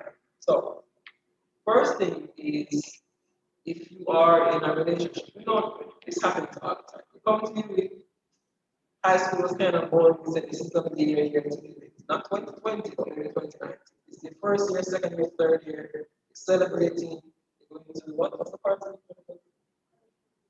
What was it? Inti and all these other parties. And carnival, you're about to get your friends. You get into a relationship with someone who is really nice, but then over time, you realize that they may not be the person that you thought they were. right? And then become a little more aggressive towards. You are not going to allow anyone into your space without permission. If they're trying to, if they're attempting to, in a physical way, these are some examples of how to get out of that. And again, at the end of all these scenarios, here's a disclaimer: run, move, get out of the room, jump a wall, jump through fence, let dog bite you. Alcohol, there we go. Right? Always be aware that you need to get out of the scenario. You're not here for fun. This is not a karate class, as much as I love it. You're not here in a safe space. You're in danger. Leave, and this is how you get out and be safe. So, very common scenario, you're gonna see this. You're gonna be in this scenario. I'm like, yo, that's a woman. You're like, yo, I don't want to say, yo, give me this. You're gonna always do this. Wrist grab. Okay? Usually it's gonna be on the same side as the hand that you grab. Rarely you're gonna sit and reach for the option. Usually it's on the same side. This is an advantage you know what to do, which is all about. So use your that's it. Left grip. Alright. Right? So he grips my hand, and now let's come a little closer to the camera, right? So that everyone can kind of see what's happening. It's very close. You grip the wrist. What you want to do is usually, because it's standing normally, the palm is how I describe it, the palm is facing the floor. What you're going to do is twist your wrist so that your palm faces up. And notice his wrist is already turning because he has a very strong grip, taking advantage of that. Then, without moving the height of your wrist, you're going to twist on the spot, the palm is facing down again, and shove the wrist. All right? He's going to grip it. He has a very strong grip, guys. All right? Don't make it seem like I'm standing here and I'm like, oh, this is fine. He actually has a very strong, very sturdy grip. So this is as real as it can get. So that I only 300 goes. Like grip me like this is 300. There we go. All right. So you have the wrist grab. What you're gonna do now is see mostly twist. Right? That wasn't as strong as maybe it could have been if I was bigger, for example. But that's the thing. I'm the smaller, weaker one, as you will, right? But the technique still works. So here, twist. Don't let me go. This is self-defense. It's not playtime. Grip. Good. Twist up. Twist down. Push down. What's happening in his head? Right there. He's kind of tilting now. Okay? So we're going to build on this scenario. If he had, always going back to the pen, right? If he had a weapon, he's threatening your life now. Because before, if you didn't have the weapon, what is right? If you didn't have the weapon and you gripped the wrist, right? You can just push down, step away, keep your hands up. All right? Let's come back for the camera. So you can push down, and get away. But now, life and death, you can still walk away, and depending on the person, if you know you're just slightly agitated. But the thing is, you can never really know what's in his head or hurt him. Okay? Doesn't matter how they identify. If they want to hurt you, they're enemy in that. Okay? What you're gonna do is he grips the wrist, right? I'm trying to walk away, grab me and put me back. He's sweating with the knife and say, yo, Colin, you can't go no, you have to teach me self-defense. And I'm like, first of all, sure. I'll be very happy to coach you right now. Alright? So grip the wrist, I'm going to twist, and again, what do I always do? Always. Because once they have a weapon, if it's a knife especially, a simple slice can be the end of your sight or your life. So you cannot allow them to dictate this. So grip strongly, trying to get away and come back. I'm going to step in. Always. Right, I'm going to slow it down. This might be a little rough for you guys. Those on YouTube, those on Zoom, YouTube is here, it's going to be up. You can always rewind, go back to the section that was a little too fast and slow it down. All right, but for now, I'm going to specifically slow it down. Grip the wrist. All right. Twist the hand. Push down and step in while grabbing the wrist. And notice that my form is not just upright, big, strong. I'm this karate guy. I know what to do when I have 10 years of black belt and my form. I'm not teaching form. I'm not teaching you kata, I'm not teaching you karate. I'm teaching you sections, right? Very dirty, very quick, very ugly. So it works. Okay? Okay. Grip, twist. This is gonna happen. Usually they have the knife with the same leg behind, but you're gonna step in and stand like that.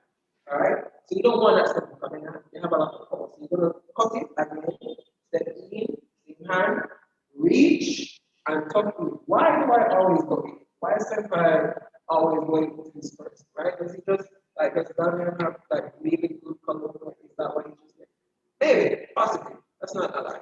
But it's also because he can't see what my hands are doing when my body is blocking what my hands are doing. All he has is tactile, but I have a tactile sensation and I have sight. So I have the advantage in that sense. Plus, but we have the untied, so we're not going to try and drop it to the floor. All right? So you grab the wrist, and it's the last demonstration. Wrist, step. If you want, shoulder, hit into the chest. All right? I remember what we did the last time. We put the elbow to their elbow. So once you step in here, you can twist a little bit, pull back the leg, because when you want the weight to go all down and you just drop. Take control of the knife, you can headbutt back and hit him. If you can, use the elbow and hit the face. Alright? Then again, run. Run, challenge in a Usain Bolt. Okay? So that again is, so that's the scenarios for when you stand with walking, traveling with that knife. Someone has a knife. If you're in close contact with someone who's trying to, again, grab the wrist, keep you there, that's a scenario for that. All right, and I can casually get on. You need more practice. You can research how to break a wrist hold. Don't just look at it. Google it. YouTube. It's COVID time. Utilize resources. All right, it's out there.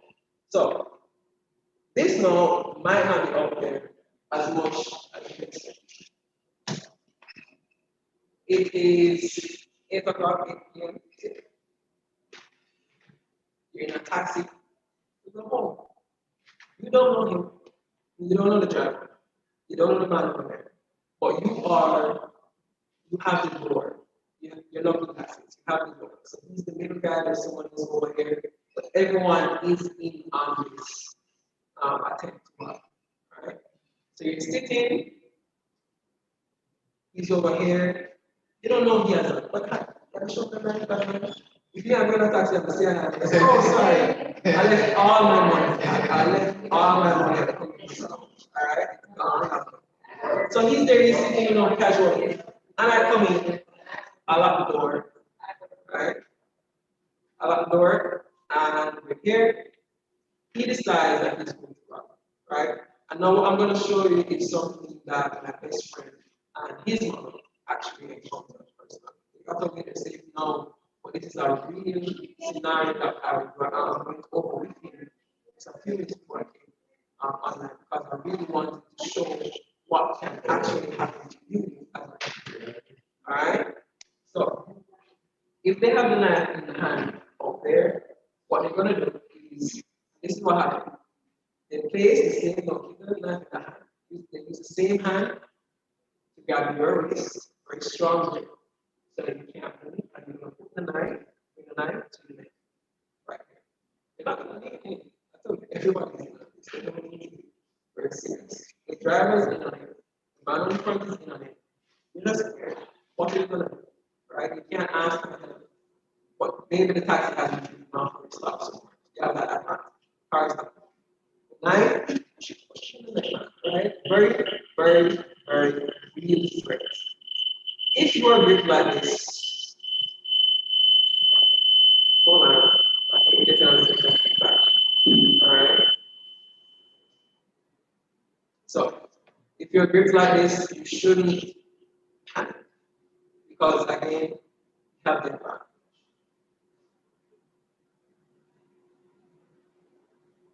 One second.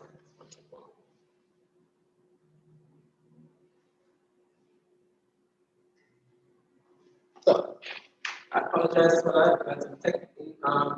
So wrist grab, same side, knife in the neck. What's the one thing I need to, what they need to, what's the first one they need to identify the what? Where's the threat? The whole another person, but the whole entire field is a threat. But the first threat, the main threat, is the one I need. Get this away and you should be okay. Alright? That rhymes, so you can write some teacher. This is against your neck. You are very afraid, but you went on to become a self-defense webinar and you learned something. Right? You're gonna use the elbow to get out of the wrist. And you're gonna use the other hand to move the knife away. Right? You're gonna utilize the space and lean. Again, in a car, as much as it might seem I have a lot of space, I don't. Okay? This is where the car is. So I can lean maybe here, but that's not good enough. So, Davian, what do you want? Give me money, give me money. No money, yo. I like saying yo now because they expect it. It's the thing you're gonna say. Right? Yo, just easy enough. Man, you know, see this? Man, I say, yo, never go to the yo, stop being nice, boy. Just give me money and leave, man. No problem. If, again, life is a job, I don't recommend fighting. As much as I'm teaching you this, I don't recommend fighting. If you can, and your home is near, or you know somebody who knows you, sit money here, give him, and if it seems like it's going to end there, well, man, that man, that's it. Right? So this is my right? This is my bag, this is my laptop. This is my laptop, perfect. This is my laptop here, it's from the inside. He's holding on to my wrist very tight, and now he's here. Everyone is in on it. You're gonna tell me what is the laptop. Give me So the laptop, there we go. You want the laptop. All right, yo, we want. You see, no, don't look at it. Look at it. This is serious. Give me. No, serious. Yo, take it. All right. One thing he's doing, which is, no, very experienced, right? Was it this that we practice? Okay. He's keeping eye contact with you, regardless of what, which is not good for you. Good for him, but we don't care. So what we're gonna hope to do is this. Use whatever it is they want to distract them. Make big swinging motions with this laptop. This is money to them. This is the price. They don't care. So you're gonna try and distract them. The minute they look away, you're gonna try and move the knives. That's what I'm saying. Wrist hold, knife to neck. I don't know we're going over this a lot, but it's very important. This is the laptop. I'm gonna say, here's my laptop. Please don't kill me. I'm a failure towards the student. Right? I don't care about the laptop. I'll probably benefit to the next one in 2 years. Right? Here's my laptop. Here you go. He's not looking. I want you to do things. Don't move that. Right? You're not gonna let just everybody's gonna let somebody else's picture. Right? I'm putting it in your lap. His eyes are now in his lap and not on me. I have this much space between the knife and my neck. I need to move it or there's a twitch in my hand. I'm going to, in the moment I drop, look here. Lean back, first and foremost. It doesn't seem much. It doesn't seem much, but that's it. That's the distance. Lean back and press into the door. Right? He's going to immediately look at this. He's going to look a lot of things in one way. Lean back. You're going to take your hand and control the pistol. Bring your hand up, slam it down. You know, when you apply the control, mosquito, the hand just smack it. Same thing with the knife after you get it. Okay? After you get it. So here, I gave you, right? That is what you want. That's what you want. What just happened was, again, you don't care. All right, let's go. Break it up. Boom. Hand, knife, right? Hopefully I can explain it. Go. Here, eyes, and laptop. Use your hand, raise it, control the weapon while moving away at the same time. This is the thing we didn't see. This wrist is holding him, but he can't move except up and down and to the side. So this is range is pulling in or lift my hand. So he can't move me back. doesn't have the strength. What I'm going to do is lift my elbow up. So I'm pushing my elbow towards him. He's still holding on to my wrist. So notice it's bent now, very awkwardly. You want to take advantage of that. You're going to push down on the wrist with the elbow, and he's twisted, right? You can see that his hand should be here, but no, he's twisted over, which means his head is kind of leaning, right? I'm controlling the weapon at the same time, so I'm pushing down. So two things are pushing down. This hand pushing down this hand, and my elbow pushing down here. And again, I'm coming close. I'm in a car upstairs. Lift, listen to me, lift like you're watching that guy. Is that Arnold, that guy, lift, tip top, lift people. The elbow, so raise it all the way up.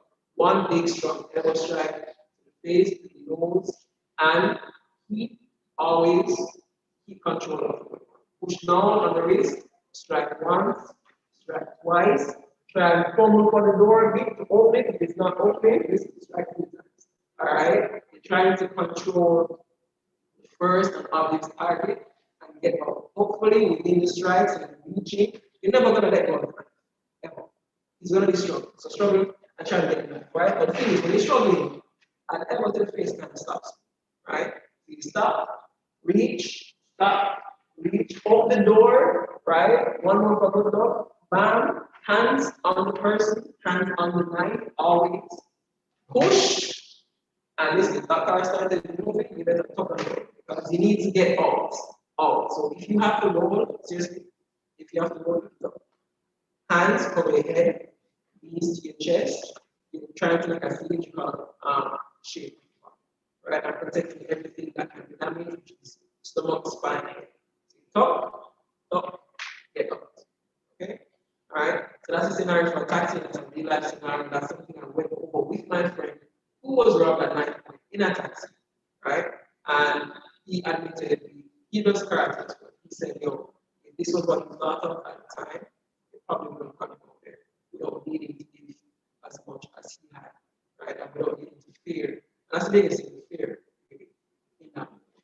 Alright, so you guys for tuning in and I hope that helps. Okay.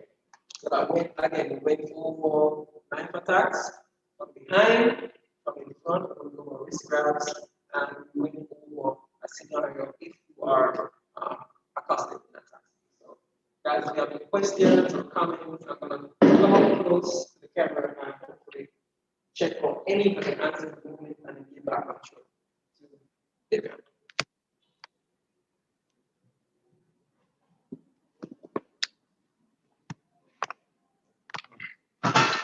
Whoa, okay. So that was a very interesting presentation.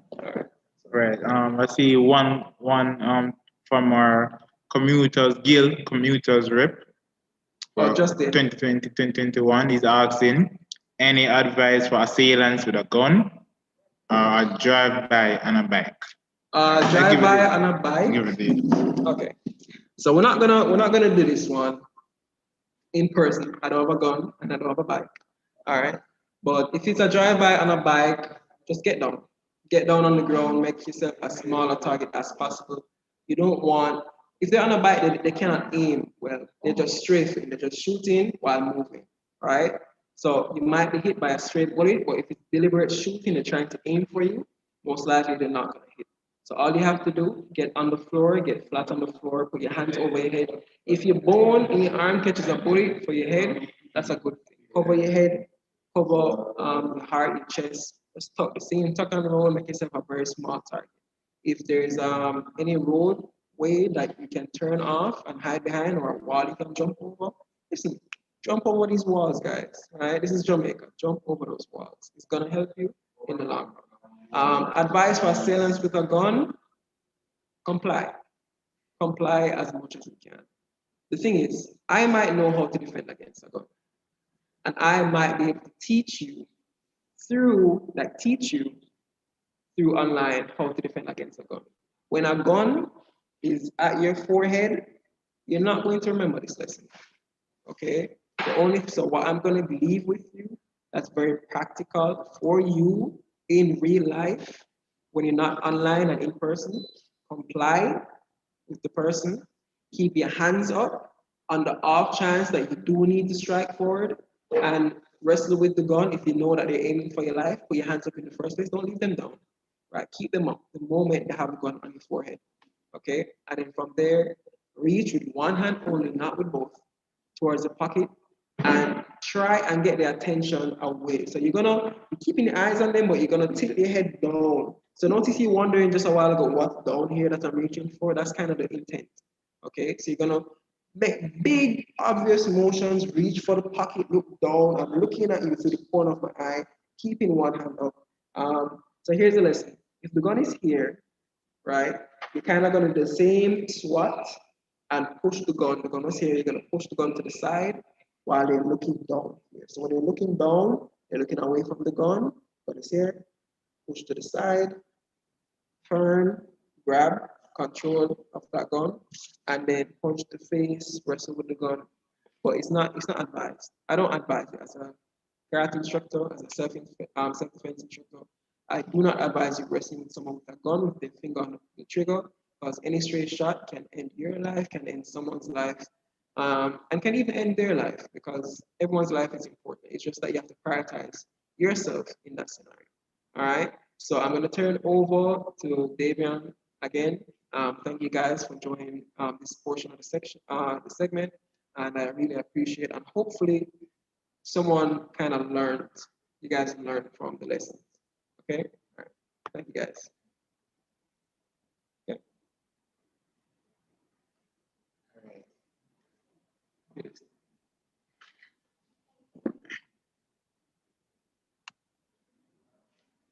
All right, everyone. I'd like to thank Mr. Khalil for being here, demonstrate some simple defense moves for everyday scenarios, very detailed. I was in pain, to be honest. I was in pain. I'm in pain, right?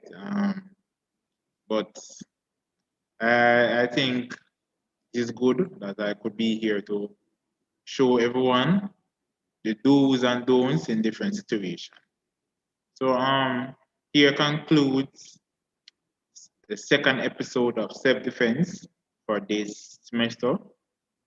And look forward to next semester, continue more episodes for self-defense. Because okay.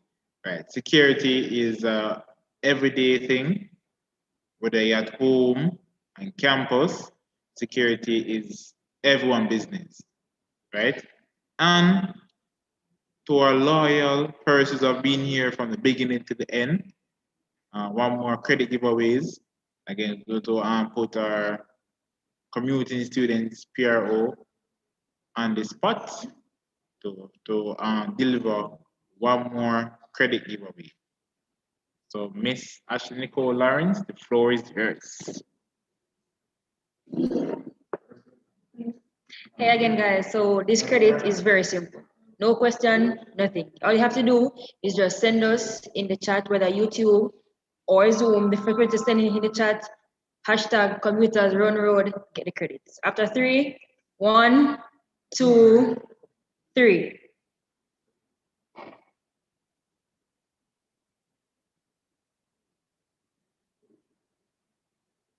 Oh, we have a winner. So Miss Cabrina Martin, please to DM the Instagram page at You Commuters and for your credit. So thank you all for coming. Thank you for being here. We appreciate it. Thank you guys so much. See you in the next episode.